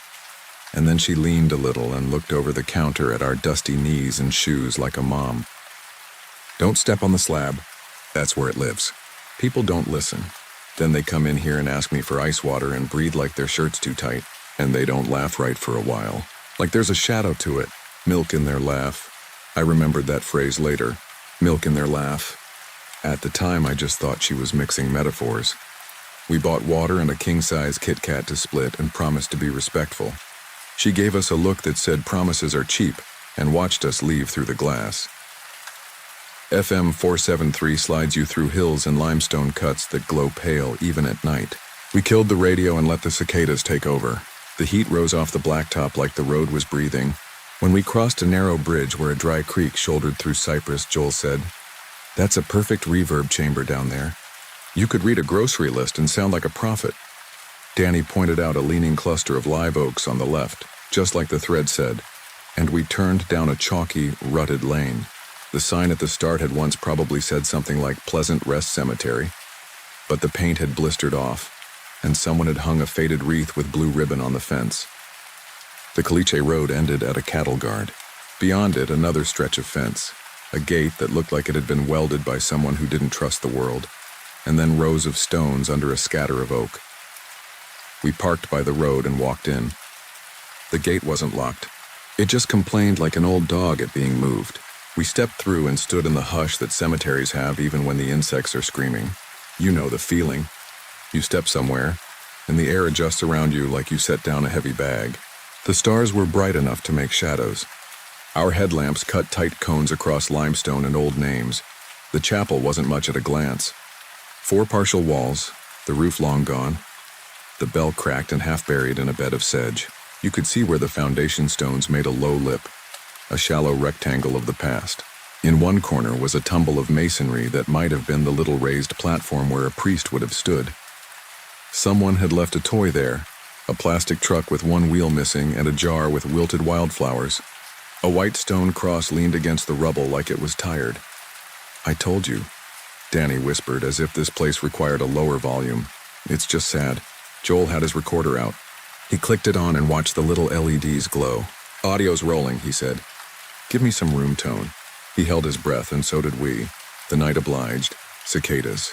A whip-poor-will far off. A faint hum that could have been a highway a few miles away, or the electric line feeding a ranch house we couldn't see. And then quick as a pebble thrown and just as clean a child's laugh. It wasn't distant. It wasn't in the brush or behind a wall. It was in front of me and inside me at the same time. Imagine you're about to cough and the relief sits at the base of your throat waiting. Imagine someone flicks that spot with a fingertip. That was the sound. Bright fast and right behind my sternum. "No," Danny whispered, swearing under her breath. She clutched the little cross at her neck like she could press it through skin and into bone. Joel's eyes went wide. He kept the recorder up, but the hand holding it trembled. "That's a coyote," he said. It wasn't. Coyotes don't sound like a 6-year-old who just knocked over the blocks and knows he's going to get away with it. He swallowed. "Okay, that's something." The laugh came again. I felt it more than heard it. Like the way a truck makes a low floor shake before you register the engine. It was close to my heart. My ribs rang a little, the way a thin glass ring sings when you run a wet finger around it. The laugh made the night compress against us. It wasn't mean. It wasn't cruel. It was the sound a kid makes when he's hiding under a table and you pretend you can't find him. "Don't be cute," Danny said. "Let's go." "We just got here," Joel said, though he didn't step forward. He panned the recorder slowly, like he was scanning with a flashlight. The laugh answered, a quick hiccup like it was playing a game. Every time it came, it settled a fraction deeper, the way a hiccup sometimes feels like it drops lower in your chest until it digs under your ribs and sits there. "Back up," I said. Danny had stopped at the edge of the low foundation stones without crossing. Joel hadn't noticed and had stepped inside, just one foot at first, then the other without looking down. I reached for his sleeve. The moment his full weight passed over that worn limestone edge, the laughter stopped echoing around us and went hard into him. He made a sound I only half recognized because grown men don't make it unless something inside hurts. It started as a laugh that wasn't his and ended as a noise you'd make if someone pressed an ice cube against your heart. "Out," I said. "Joel, out." He backed up a step with my hand bunched in his shirt. The night seemed to expand a fraction. The pressure in my chest lightened. Joel exhaled a shaky sound that wasn't a laugh, but his exhale carried the tiniest giggle as if the air leaving him wasn't done playing. He tried to speak. It felt like a child touched my lungs. He laughed again, one short note, uninvited. He covered his mouth, embarrassed. That's important to remember. It wasn't funny. It acted like it was, and that made it worse. Danny had tears in her eyes. She's the sensible one, the one who makes lists and buys the right size moving boxes and keeps the tape gun where it belongs. "Please," she said. "We saw it. We recorded it, please." Joel held up his free hand like we were overreacting. But he didn't argue when we moved him back over the low stone and out of the rectangle that used to be the chapel. The air loosened again. I tried to put words to the feeling and failed. It was like walking out of thick brush where every twig wants to snag your shirt and finding path again. We crossed to the gate without turning our backs to the ruin, because that's a rule you don't even have to be told in a place like that. The recorder in Joel's hand kept its little lights going, hungry for more. We made it to the gate. Joel laughed again, just one involuntary hiccup of sound, and then his normal voice layered on top. Okay. I'm fine." "You're not fine," Danny said. "You're laughing without wanting to." "It's a reflex," he said. "Like when your foot twitches. It's a nerve thing." "Whose nerve?" I asked. And I didn't mean to sound like a jerk, but I couldn't stop looking at the rectangle of shadow where the chapel had been. The foundation stones didn't look like a boundary anymore. They looked like a mouth. We got him to the SUV. When he started the engine, a giggle fluted out of him and into the air vents like the AC had learned a bad trick. He slapped the dash and said he was good. He made it 10 yards. Then he coughed, and beneath the cough was another tiny laugh, not his, too light, like a coin flicked. I drove. He didn't argue. Danny sat in back and kept her hand on his shoulder. She had her phone out, searching for the forum again, scrolling too fast. "People say it goes away if you don't feed it," she read, her voice thin. "If you ignore it. Don't talk to it. Don't play along." "I'm not playing," Joel said. And then the laugh wriggled out of him again, and he hit the steering wheel with his palm even though he wasn't driving anymore. "Stop it," he said, and I couldn't tell if he was talking to us or the thing inside. We drove back to town with the windows cracked. The heat that came in felt like a bath.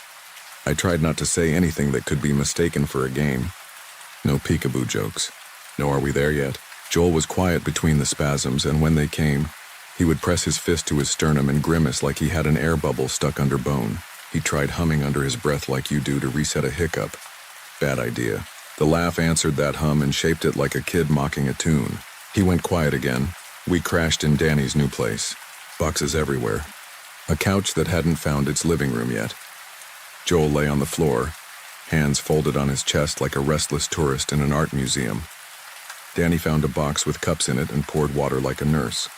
The air conditioner rattled and tried to smooth the edges off the night. After a while, Joel slept. If you can call it sleep when your breaths periodically escape in little bright bursts like someone squeezed them. Around 3 a.m., a different sound woke me. I thought it was a plastic ball bouncing downstairs, except there were no stairs, just one long room. Tuck, tuck, tuck. In the dark, Joel's laugh made a smaller shape near my chest, an answering knock of breath that wasn't mine. I sat up. Danny was awake too. Her phone screen lit her face from below. She didn't look at me. She was reading an old newspaper clipping cached in some blog. Blanco County Times, 1954. Chapel roof collapse during storm. Children's choir practicing. One fatality. A boy named Isaac Velasquez, age 7. Stone lintel gave way after lightning struck a post beam and someone opened the double doors to run for it. A sentence about sorrow that tried to be gentle and got the job done. A line at the end about the cemetery fund, Isaac. Danny said softly to the dark. Isaac, we're sorry. Joel made the laugh without waking. I could tell it wasn't his because his mouth stayed closed. The sound came from his chest. It had a hollow body like it had found bones to resonate. We were cowards at dawn. We didn't drive back right away like you'd expect in a story where people do the right thing. We ate kolaches at a bakery on the square because the light made everything look safe. And we convinced ourselves that time and carbohydrates would resolve it. Joel had gotten better as the sun came up. The laughs were farther apart. He talked about going to urgent care to make sure it wasn't a heart thing. He joked a little, carefully, like edging around a sleeping dog. When he laughed for real at something the cashier said, the real laugh had a faint echo following it a half step behind, like a child repeating his teacher under his breath. We finished the boxes. We told ourselves we'd go back to San Antonio and forget it.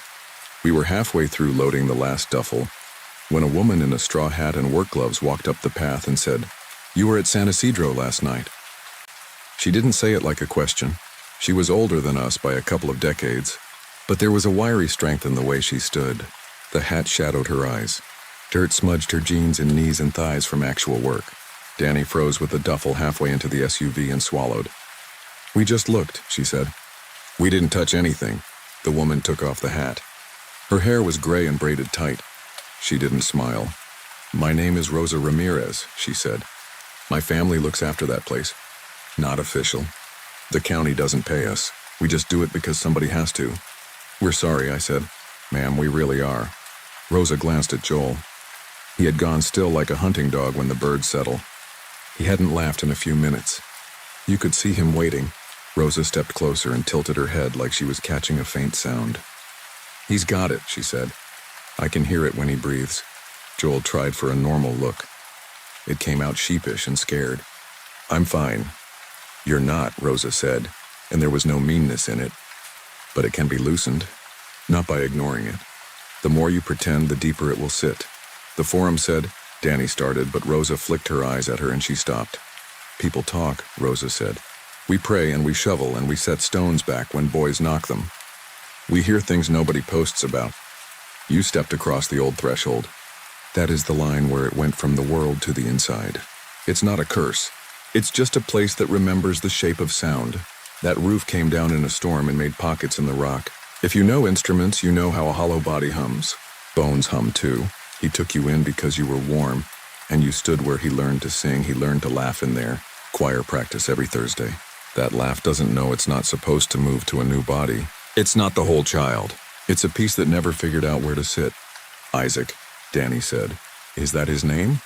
Rosa nodded once. "We called him Cheeto. His mom called him that. She's down the row now. He was a good runner.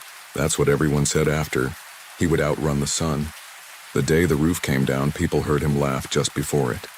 It was raining so hard you couldn't see 5 feet. The door swung open because somebody yelled, 'Go,' and the lintel was already cracked.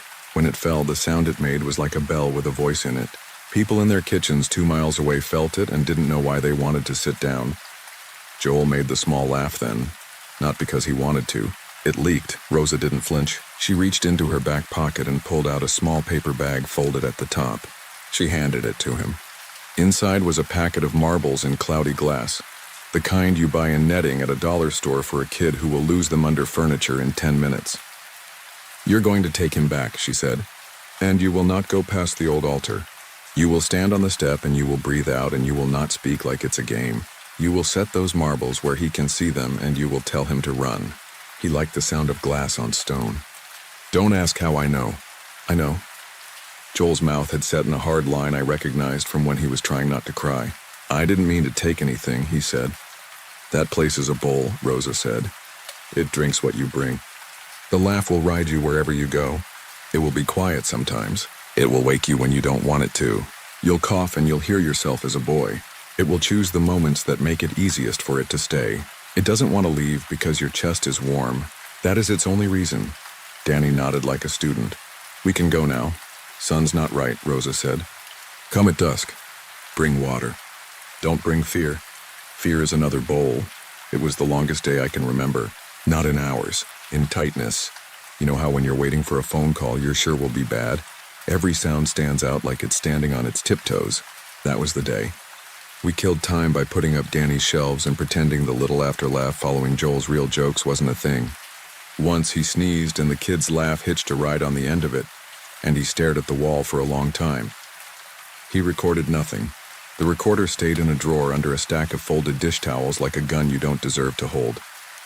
We drove back as the sun found the horizon and lit everything gold. In the right light, the hill country looks like God put his hand on it and smoothed it just enough so your eye can rest. We took the same road. The same cattle guard clicked under our tires. Rosa met us at the gate in a different hat. She carried a coil of twine and a length of chalk. She greeted the place the way you do someone who has been difficult to you and always will be, with respect edged by weariness. You were right, she said to no one and everyone, and then to us. We're not here to fight. Don't fight with breath.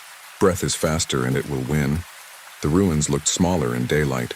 The shadow the walls made smelled like old limestone and dirt that never dries. Rosa used the chalk to draw a line across the foundation stones where the threshold had been. This is your edge, she said to Joel. You stand here. Your friend stands to your left and your cousin to your right. I will be behind. If you hear a laugh that isn't yours, don't answer. Don't lower your voice for it. Breathe like you do when you blow on soup. Long through the mouth, not hard. A child will press if you push. We're not pushing. As she spoke, a county truck rolled up the road and stopped at the gate. A deputy got out like he'd been on this errand before. He was middle-aged with a belly that said he liked barbecue, and a face that said he'd seen oil field brawls and church potlucks in equal measure. His nameplate read Flores. He didn't hurry. He took off his hat and rubbed the brim with his thumb.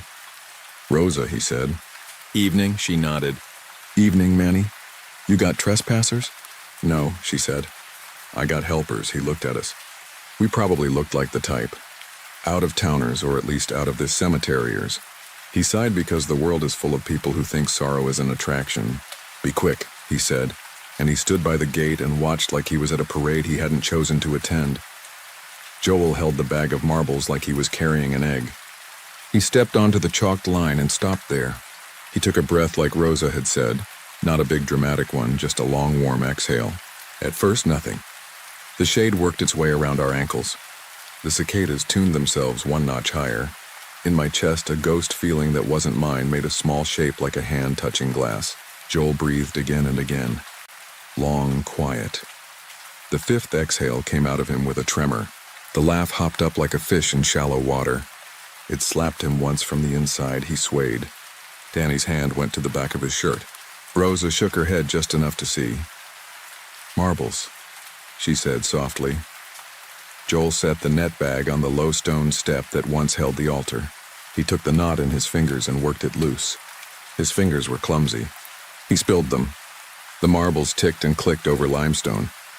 The sound was trivial and beautiful. Glass against old rock, cheerful and small in a place that had mostly heard wind and shoes and prayers. The laugh answered, but not in his chest this time. It came from the corner where the bell lay half buried. It came from the wall where ivy had cut into mortar. It came from my chest in a thin echo and then left like a hand withdrawing. Isaac, Rosa said, not stepping forward, her voice like Sunday. Chito, mijo, mira, marbles, we brought you something to run toward. It wasn't English. It wasn't Spanish. It was grandmother. I felt my eyes sting, and I'm not an easy crier. Joel exhaled. The laugh in him fluttered like a bird you open your hands to. A second laugh answered from the corner. Lighter yet, one note less certain. Danny had her mouth open just a little, whispering a song with no words. I realized it was the shape of a child's hymn without the notes, like tracing letters in the air. It would have worked. I believed that in the center of me. If the four of us had stayed there with our breath soft and the marbles winking and the oak leaves barely moving, we would have watched something drift to where it belonged. But the world is full of interruptions, and Manny Flores had a job. His radio squawked. He flinched like anyone would. The radio didn't have much volume, but in the hush it sounded huge. A dispatcher's voice cut through the air with a location about a loose cow near a school playground and a warning about traffic on 281. Manny put the radio to his chest and turned away to answer in a low tone. That's when he took 2 easy steps forward without looking and crossed the chalk line. The place noticed. If you think places can't notice, you haven't stood in enough old rooms. Manny's boot heel tapped the worn stone, and I watched something in the air tip like a plate that had been balanced on a stick. The laugh filled the emptiness like water finds a hole. Manny stopped mid-sentence. His shoulders went tight. He said no, and it wasn't an answer to the call. He said it to the new weight in his ribs. He was a big man, and he took it like a big man, no drama. Just a square breath and then another. But the second breath was different. The second breath came back out of him with a little bright curl at the end. He looked at us with a mixture of embarrassment and alarm so pure and human that if I had been a worse person I might have laughed. "Deputy," Rosa said, calm as rain. "Please step back," he tried. The laugh stuttered, and it was not his. He stepped back to the chalk and the sound followed. Joel made the shape of a cough and found his chest empty for the first time since the night before. He sagged like a guy who's been holding a backpack way too long and finally sets it down. I saw it leave him. I saw his eyes look like his again. I also saw the air around Manny gather its skirts. The radio crackled again, and the child laugh in his chest answered as if it had learned the timing in one try. Manny squeezed the radio and his jaw flexed. "I'm fine," he said into the mic, and the tail of his fine lifted like a string pulled. He thumbed it off and glared at the ruin like it had insulted his mother.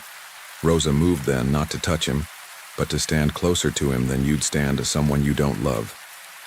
"Mijo," she said, and I realized she used the same word for a stranger as for a ghost because that's what a person like her does.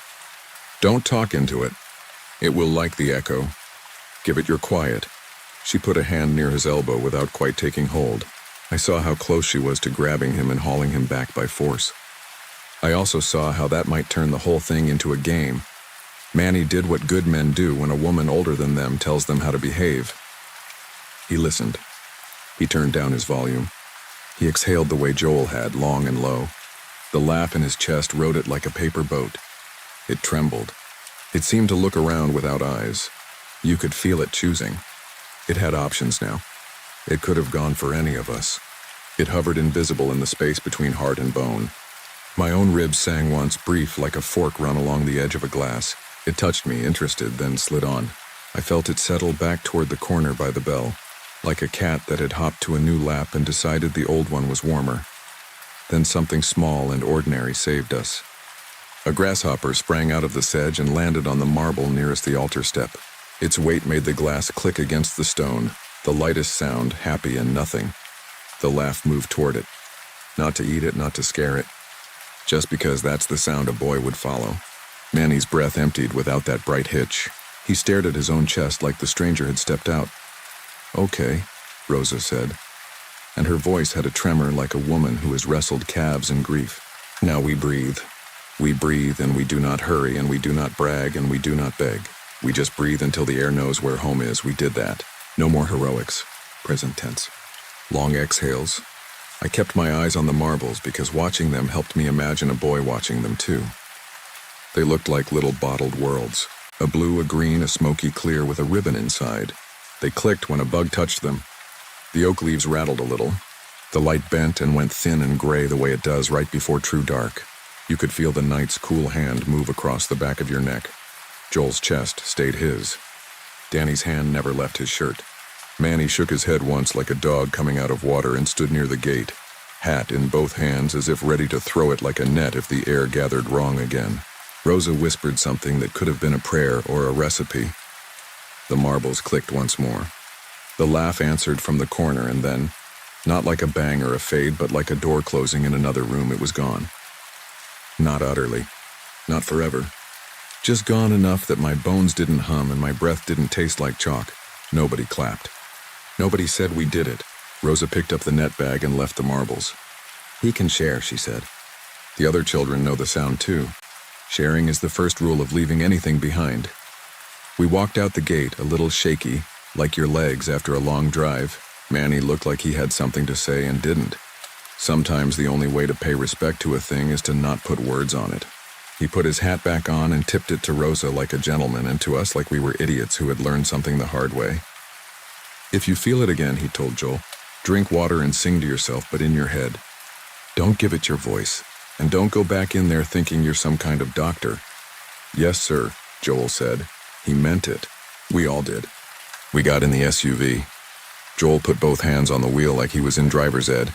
He tested a small laugh on purpose, like you touch a tooth that used to hurt. It came out clean, his own. No shadow at the end of it. Danny started crying then. Not loudly, just those relieved breaths that hitch like you swallowed wrong. I reached back and squeezed her knee. We drove to town. We ate burgers you could taste through your fingers. Joel's recorder stayed off. That should be the end. It would be neat to end it there. But neat doesn't live out here any better than grass does on the thin places between rock. I would love to say we returned to our regular lives. For a while, that's the story we used. It worked at parties. It worked when people told their own ghost things and wanted to hear yours back. Then on a Wednesday 3 weeks later, I was in a parking lot outside a church in Bourne. I'd taken a wrong turn and was waiting to rejoin the highway. A summer storm boiled up from the west with that fast, violent change our weather can manage. The sky went from white to steel in a minute. The first fat drops hit the windshield and then the rain switched to a sheet. Lightning jumped behind the steeple. It wasn't a ruin. It was a perfectly healthy church. Brown stone, metal roof, the kind of place that hosts chicken spaghetti suppers and marriage classes. On the passenger seat, my phone buzzed. A text from Danny about a new shelf and a picture of a wine stain she was mad at. I reached for it and pulled my hand back to keep both on the wheel. A car in front of me hit the brakes. I stopped short. That would have been the entire memory of that moment, except for the small, clear laugh that touched the center of my chest like a fingertip, then withdrew, shy. I sat there, not breathing for what felt like a minute, and then laughed once on purpose. It came out clean. Nothing followed it. The rain softened. A woman with an umbrella ran across the lot and ducked inside the church. I put the SUV in gear and rolled forward with the slow line of cars searching for light. I didn't tell anyone. Not Rosa, not Danny, not Joel. I told myself it was a memory of a sensation, the way your body sometimes misfires a feeling when you smell something familiar. 2 months after that, I woke up at 3 a.m. with that ticking sound again, not the laugh. The marbles, click, tick, tick, I live alone. I do not own marbles. The sound was as soft as a mouse drinking, but it came from my coffee table. I got up, heart thrumming in my throat, and went to the living room. Nothing but a glass on a coaster and a magazine about trucks. The sound happened again. I followed it the way you follow the faint beep of a smoke detector when its battery is low. It came from the hallway where the light from the street slides through blinds and draws lines across the wall. On the floor was a glass marble the size of a nickel, smoky clear with a ribbon inside. You will say I picked it up at the ruins without noticing. You will say it fell out of a kid's pocket and rolled under my shoe at a store. You will say I bought some for my nephew last Christmas and one rode back home with me in the cuff of my jeans. These are good stories, and I have considered them all. I picked it up. It was cool. It clicked against my wedding ring when I rolled it in my palm. I set it on the coffee table and watched it sit there like a small planet. I did not push it. It moved a 1/4 inch on its own, the way something round will on a table with a slight tilt. I found a beer coaster and made a little dish out of it and set the marble there so it wouldn't travel. Then I went back to bed with the light on and didn't sleep. In the morning, I told myself to be normal. I took the marble to a field near a creek and set it on a flat stone and walked away without looking back. That night, it was on my windowsill. It wasn't a jump scare because small, familiar things aren't scary the way strangers are. It was worse. It was intimate. I drove it to Rosa. She didn't ask why I had it. She didn't lecture me about chalk lines I hadn't crossed. She took it in her palm and closed her hand and nodded like this was part of the rhythm. Sometimes he wants to play, she said. Don't play back. You can acknowledge and return. That is polite. If you play, you are teaching your heir the wrong game. Is he stuck? I asked, hating myself for the word and using it anyway. He's a laugh that learned how to live without a boy, she said.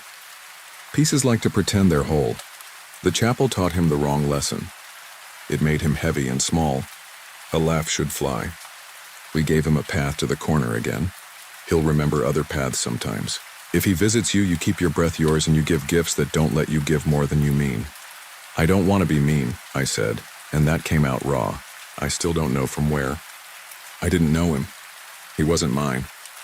He had found a warm place, and I felt both flattered and used. Don't be, she said. Be firm. That is a kind of love, too. I took that to heart, and that's how I live now. I'm the kind of guy who checks the inside of his laugh the way you check your pockets leaving a restaurant. Danny tells me when her voice has a shadow. Sometimes it does after she spends long shifts alone in the back room at the winery counting bottles. We know what to do. We breathe with our mouths open like we're cooling soup. We speak a little louder than we need to, so we fill our own air with ourselves. We don't whisper at the edges of old places. We carry water and snacks like we are taking a toddler on an errand. Joel still makes music, but he doesn't put children's voices under it anymore. Not even sampled from movies. He says the tracks sound better without it. He says the cicadas are enough. If you're reading this because you're starting to hear your own laughter wrong, I'm sorry. Maybe you went to a place like ours. Maybe yours has an old bridge or a school gym or a feed store that burned down. The shape doesn't matter. The rules are the same. Don't go past the old threshold. If you did, don't take pride in it. If it gets in you, don't talk to it like a pet and don't beg. Breathe like you mean it. Bring something small and happy that makes a sound a child would follow. Tap a marble, drop a penny. Roll a button. Give the air a path that doesn't go through you. Some nights I think I hear a kid in the apartment above mine running across the floor and laughing. But there is no apartment above mine. I learned that the first night I moved in, when I went upstairs to ask them to please keep it down and found a roof. When that happens, I sit on the edge of my bed and breathe long and slow and let my chest be just a chest. There are other places for a laugh to sit. There are ruined chapels and living ones. There are oak leaves that rattle and bells that still work. There are boys with faster legs than mine. I hold that thought like a marble and I let it roll where it wants. Sometimes the room feels lighter after that. Sometimes it doesn't. Either way, I keep my breath. You should too.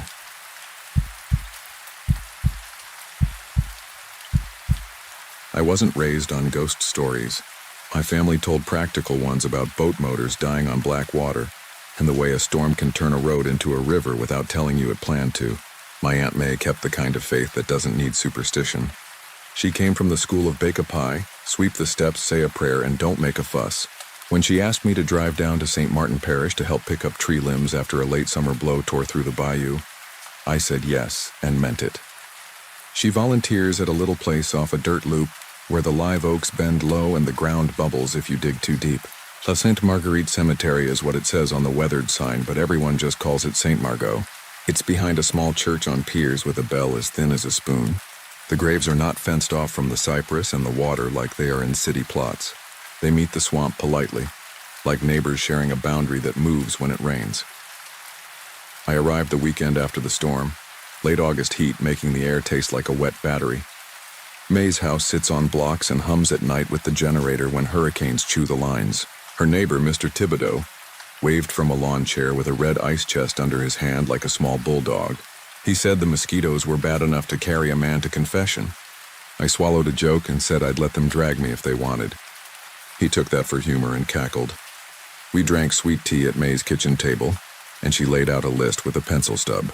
Pick up limbs, set right 2 leaning markers, scrub mildew off the little marble lamb, trim back the thorn vine that likes to clutch at the St. Armand family plot. We'll go early, she said, before the sun gets white hot and the snakes choose the headstones for shade.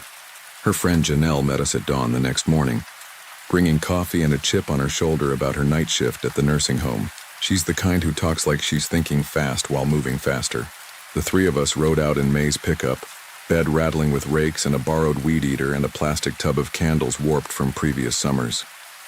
Who are the candles for? I asked. Folks bring them on All Souls, May said. But some people like light on ordinary days. I didn't expect a cemetery to feel busy, but St. Margot did. The ground was soft enough that every step made a sound like closing a damp book. There were frog voices tucked into the weeds, and a heron standing 3 graves in watched us with the satisfaction of someone who chose the best seat. We set to the fence line first, tossing branches into a pile by the dirt loop so the parish truck could haul them later. I like work that shows itself with a clear before and after, and as sweat found its lanes down my back, I started to feel that righteous tired you earn by 10 in the morning when you wake at 6.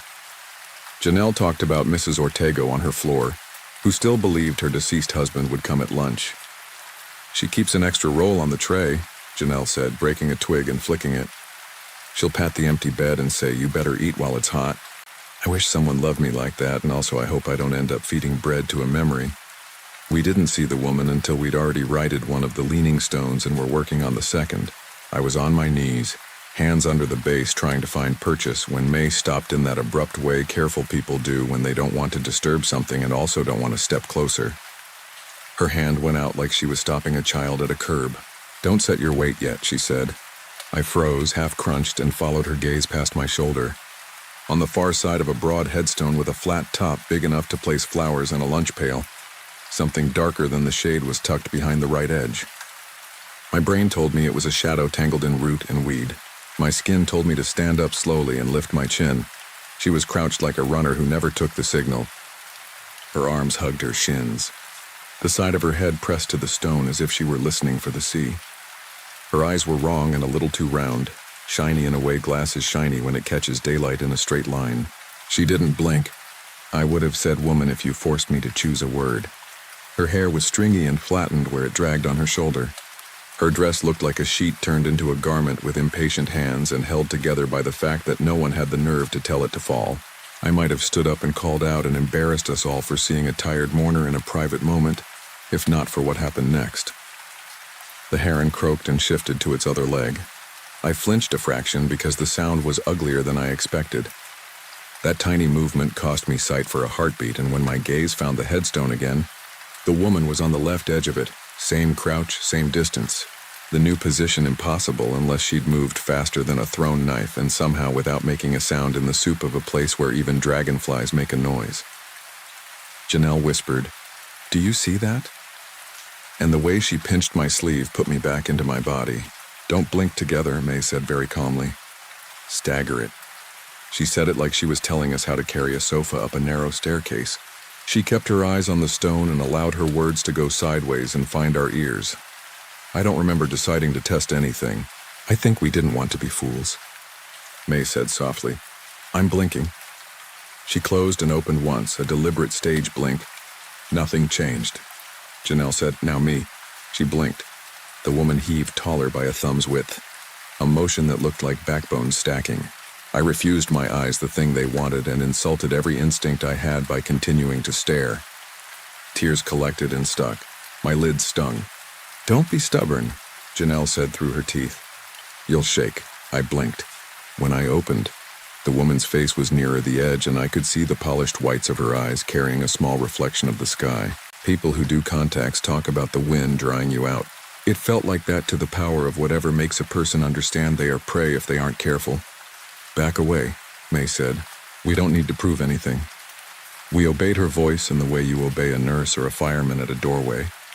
We backed step by step, each of us declaring our blink in a childish chant that would have been funny if not for the fact that every time two of us closed at once you could feel the air get tall as the woman practiced, being closer without being caught close. We made the path and took it, and when the truck door shut, the ordinary click might as well have been a church bell for the relief it gave. We sat with the engine running just to feel the shiver under our thighs. I tasted metal. Sweat had found my lip and brought salt up from the rest of me, and it tasted like fear in a way I won't dress up. Back at the house, we didn't tell Mr. Thibodeau. Not because he'd laugh. Because we didn't want him to say it had a name. Sometimes naming is an invitation in a language you don't mean to speak. May made red beans and rice like it was any Monday, and we ate with spoons and tried to keep it light. Janelle went home to sleep before her shift, and I stretched out on the sofa in the front room and closed my eyes and immediately snapped them open because the shadow under the coffee table looked like it was waiting politely. For me to be rude, it would have been easy to say we were overtired. That heat makes you see. That grief is a mirror you can walk into. If it had ended there, I could have told myself that. It didn't. At dusk, after a small rain, we drove back to St. Margot because the list still had lines to cross off and we're a family that tidies what we start. "We'll stick to the front rows," May said on the drive. "We don't need to go near that plot until the parish truck fills the sinkholes. It's shallow back there." I said nothing because I had that superstition about casual promises that sound like the beginning of a cautionary tale.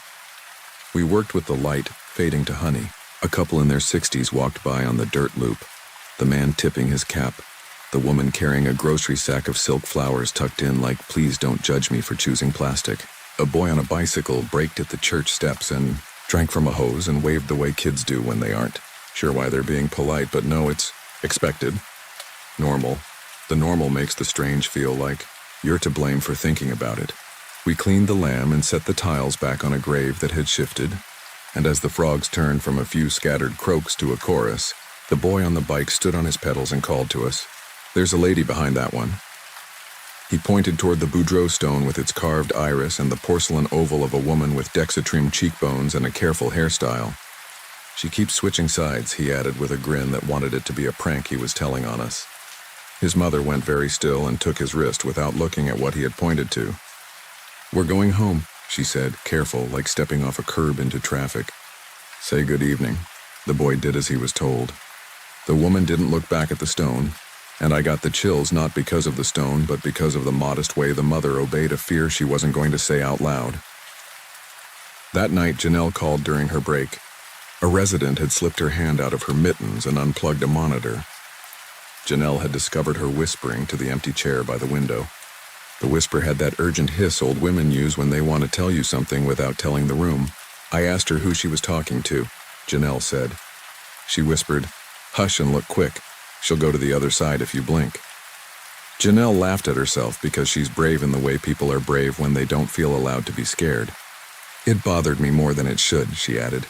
"I told Miss Estelle there wasn't anyone there, and she said, 'Then how come the corners are full?' May couldn't sleep, and neither could I." At 2 a.m, the house had that amplified quiet you get after a storm in a place where everything that hums is tired. I went to the kitchen for water, and when I closed the refrigerator, my face shone back at me in the black glass of the microwave.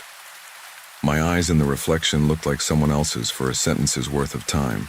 Not wrong, just steady in a way I've never looked. I stepped sideways to change the angle, and in that half second of no eye contact, the reflection of a bent shoulder appeared behind the reflection of my head, only there and then not. That was the first time I said her out loud in a room without a grave in it. I said, "I see you." It felt like standing at the edge of a porch and telling the dark you know it swims. Morning didn't wash it away. Shoulder muscles that had complained from lifting stones now complained from the dumb work of keeping my eyelids held when my body wanted the natural rhythm it knows. Every blink had become a transaction. Janelle came off shift with 2 coffees and a look that said she'd invented an errand to come by. She hadn't slept. "Let's go back," she said, too bright.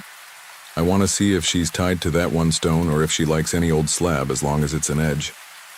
May started to say no, and then stopped with her mouth half-formed around the word. "We'll go quick in daylight," she said, which is how you preface a decision you know better than to make. There's a point on that dirt loop where the oaks lean so hard the road takes on the personality of a tunnel. The light gets green like a bottle held up to the sun. As we turned under them, a thin rain started, just enough to prick the arms. It made the stones shine like fingernails. We parked further out and walked in slow, because walking fast in a place that's been there 100 years feels like stepping too loudly in someone else's kitchen. The air smelled like pennies. We chose a row at the front where the ground is a bit higher, and the names are the kind you see on street signs. We looked and we didn't see her, and for a moment I felt the embarrassment of having wound myself up. Then Janelle made a sound that wasn't a word and raised her chin a fraction, and she was there. Not behind the Boudreaux. Behind a marker with a cracked angel on top and a line chiseled under the name that said Beloved. It didn't look like a woman so much as the idea of someone held to the size of a person. I know how that reads. I don't have a better way to say it. The rain changed from thin to steady. Water makes edges. It beads on surfaces and outlines what is and what isn't. The woman did not seem to get wet. Not like us. Drops found my lashes and tried to do the job blinking usually does, and I fought it and lost and got it back and lost it again. She used each loss to test where she could be if we let her. We fell into a dumb method, announcing blink like trainees. When 2 of us closed at once, she ate distance without moving, and when only 1 closed, she unfolded a little without changing location, as if she were practicing becoming a taller idea. Our mouths filled with rain and our shoulders prickled, and the part of your eye that isn't used to work throbbed like a muscle caught flat-footed and asked to run. We retreated. I'd like to say we did it gracefully. It was clumsy. Backing over ground you don't want to disrespect while not giving your eyes the relief of simple function is the kind of task a child might devise to make an adult beg. We reached the truck without turning, and that felt like a win you could put a hand on. When the locks thunked, I let my forehead rest on the steering wheel, and my eyes did what they wanted so bad to do. The darkness behind them lit up with fireworks like it does when you press hard. I breathed like I had come up from underwater. We didn't look in the mirrors. When we got home, May made us stand on the porch and check the bottoms of our shoes. They were clean in the way clean looks like you don't trust it.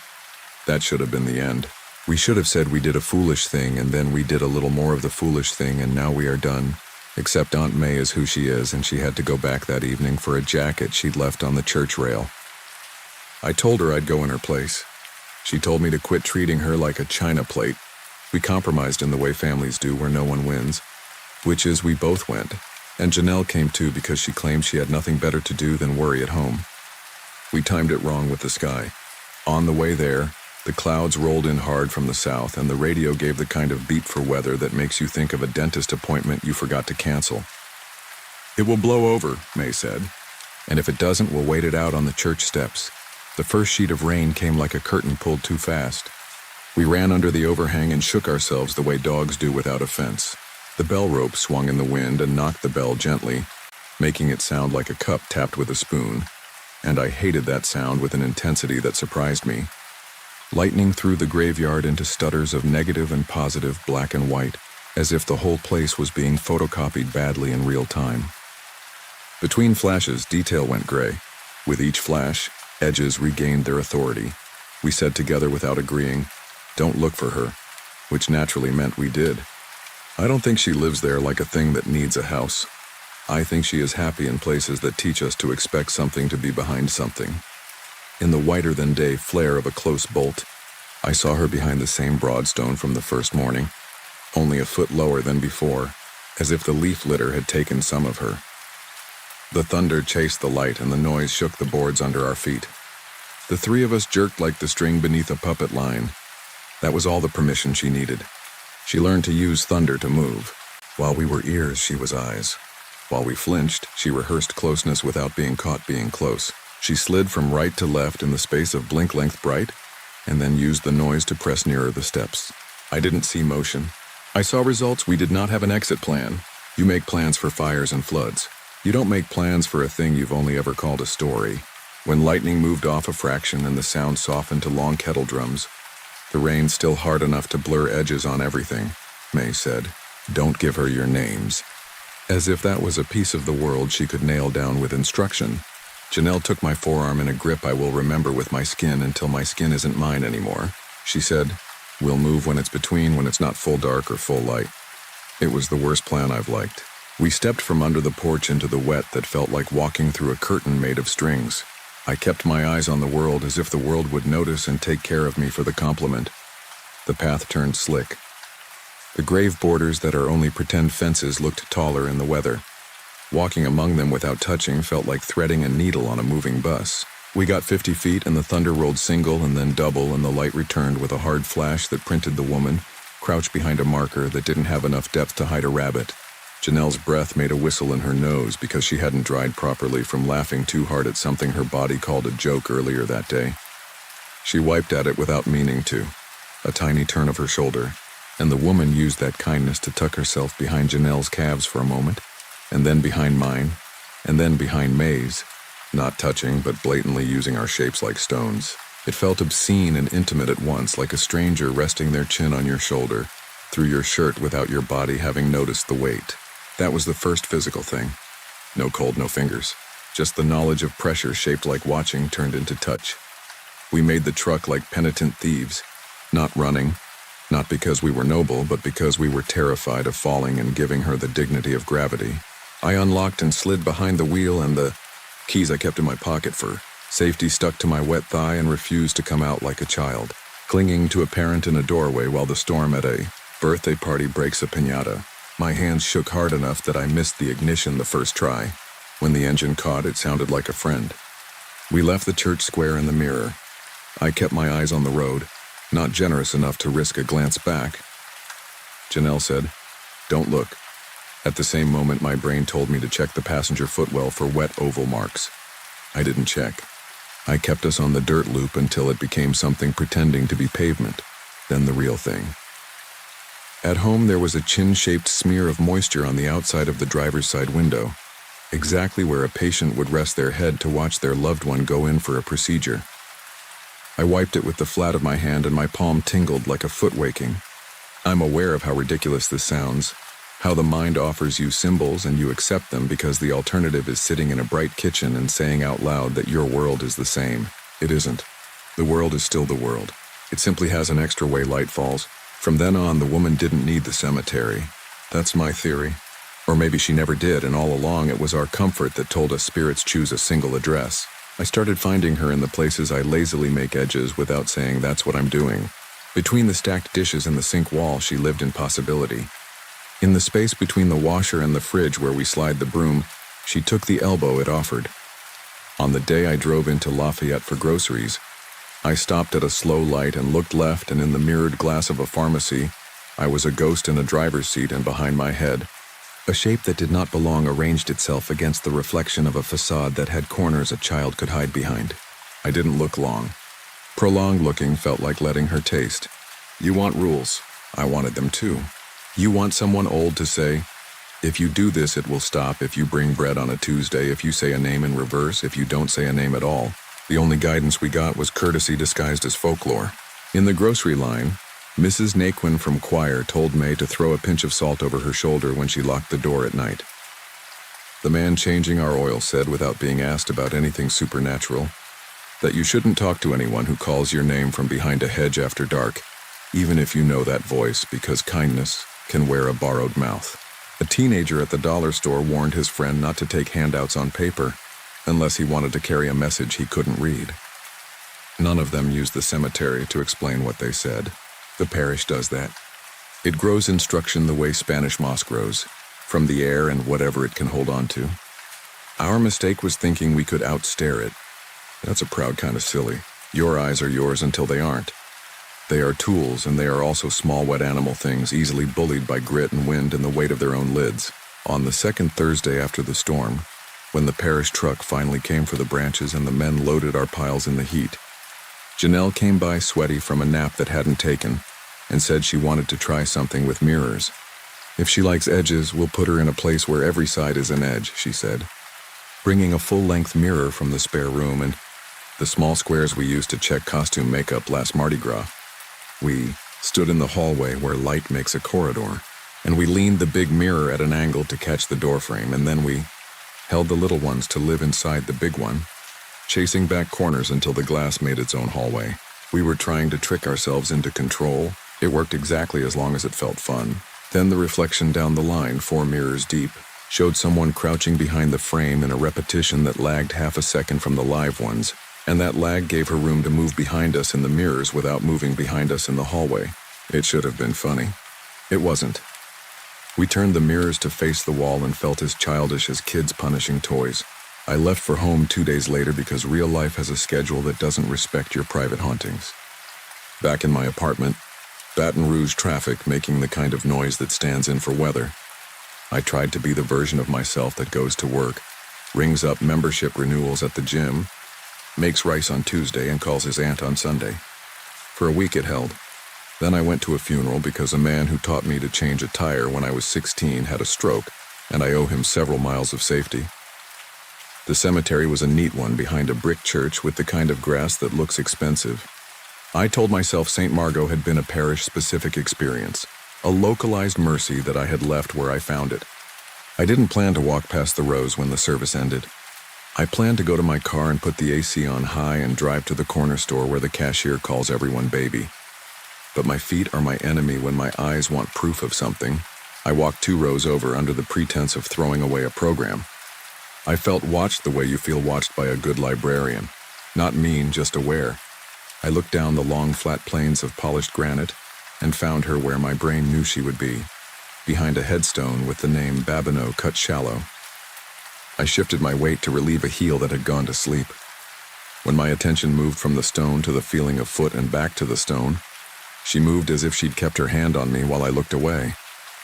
The eyes, the no blink, the way the body understands a wrongness and stillness.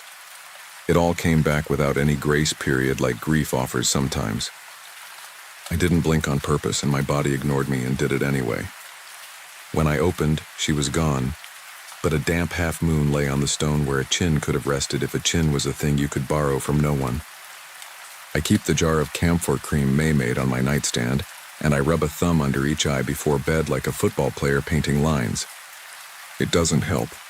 It feels like a ritual I can hold with fingers. I've taped a small note on my bathroom mirror that says, "Do not look for her," and I read it and I obey it, and sometimes I don't obey it. When the TV is off, the shiny black screen is a lake, and the ghost of the room floats on it, and the edge of the sofa becomes a shoreline a patient thing could crouch behind. I speak out loud the way you do to children or to old dogs. I say I'm going to the kitchen now and I'm not stopping, and I won't be saying my name. I keep the chairs pushed tight to the table so there is no gap for a chin. It's foolish housekeeping with a purpose that would make people I love worried for me if they loved me enough to believe me. A month after I got back, Janelle texted me a video taken at work on her break. It wasn't meant to be supernatural. She was showing me how the new automatic paper towel dispenser misread the world and unrolled towels every time the fluorescent light flickered. At the 12-second mark, the reflection in the stainless panel of the vending machine caught the break room in a slice, and there was a low, dark shape behind the machine leg. When the light blinked, it was behind the other leg. She didn't mention it in the text. She said only, "Tell Aunt May I'm bringing sweetbread Sunday." I didn't reply for an hour because sometimes naming anything at all feels like a baton handoff. When I did, I said, "She'll be glad." And I meant both the bread and the fact that Janelle would come over and sit on the porch where nothing has a right angle except the rail. You're reading this because part of me thinks saying it out loud steals power from it. Like telling a friend about a bad dream makes it belong to daylight. Another part of me knows some things don't care if you make a map. They only care that you know they have one. If you go to St. Margot or St. Etienne or any place where the ground tries to return what we put into it, and the water helps with the forgetting, you'll hear a story about a woman crouching behind a crumbling headstone who slides to the other side when you blink and watches like she has all the time in the world because she does. If you're smart, you'll say that's a fine story, and then you'll keep your chores to the front rows and your feet to the path and your hands busy with what's needed. If you're stubborn like me, you'll try to learn where she ends and corners begin. I can save you some work. Edges are just promises our eyes made to keep the world neat. She doesn't need them. She makes them when you give her the breath's worth of darkness it takes to close and open. There isn't a last scene that fixes her in place. This afternoon I stood in the aisle at the hardware store between the paint and the caulk and felt the presence of a body low behind the pyramid of 5-gallon buckets. I turned without meaning to, and a sales kid asked if I needed help, and I said no. So quickly he blinked at me like I'd barked. When I got home, there was a green smear on my doorstep like lichen ground into a line. I wiped it with the side of my shoe and it came away like dust. Tonight the refrigerator will close and give me my own face and ask me to watch it until it becomes someone else's. I'll tell it I'm busy. I'll walk into the bedroom with my hands out from my sides so my fingers don't make shadows that look like someone clutching the end of the bed. I'll sleep with the hall light on because I'm not brave enough to make darkness a hard edge. I don't think it will save me. I think it will let me act like I could save myself if I wanted to. If you ever hear your name called from behind a fence or from the far side of a headstone, even if the voice is one you would run to in any weather, do a rude thing and walk away without answering. Don't offer your name to anything that doesn't blink. Don't try to outstare what isn't forced to close its eyes. And when you do close yours, because you will, because you have to, don't be surprised if the first thing you feel when you open them is the soft heat where a chin would have been, leaving a print you can't prove and a small, ordinary dread you'll carry like a folded note in your pocket until the day you reach for change and realize the paper is gone, and you're not relieved at all.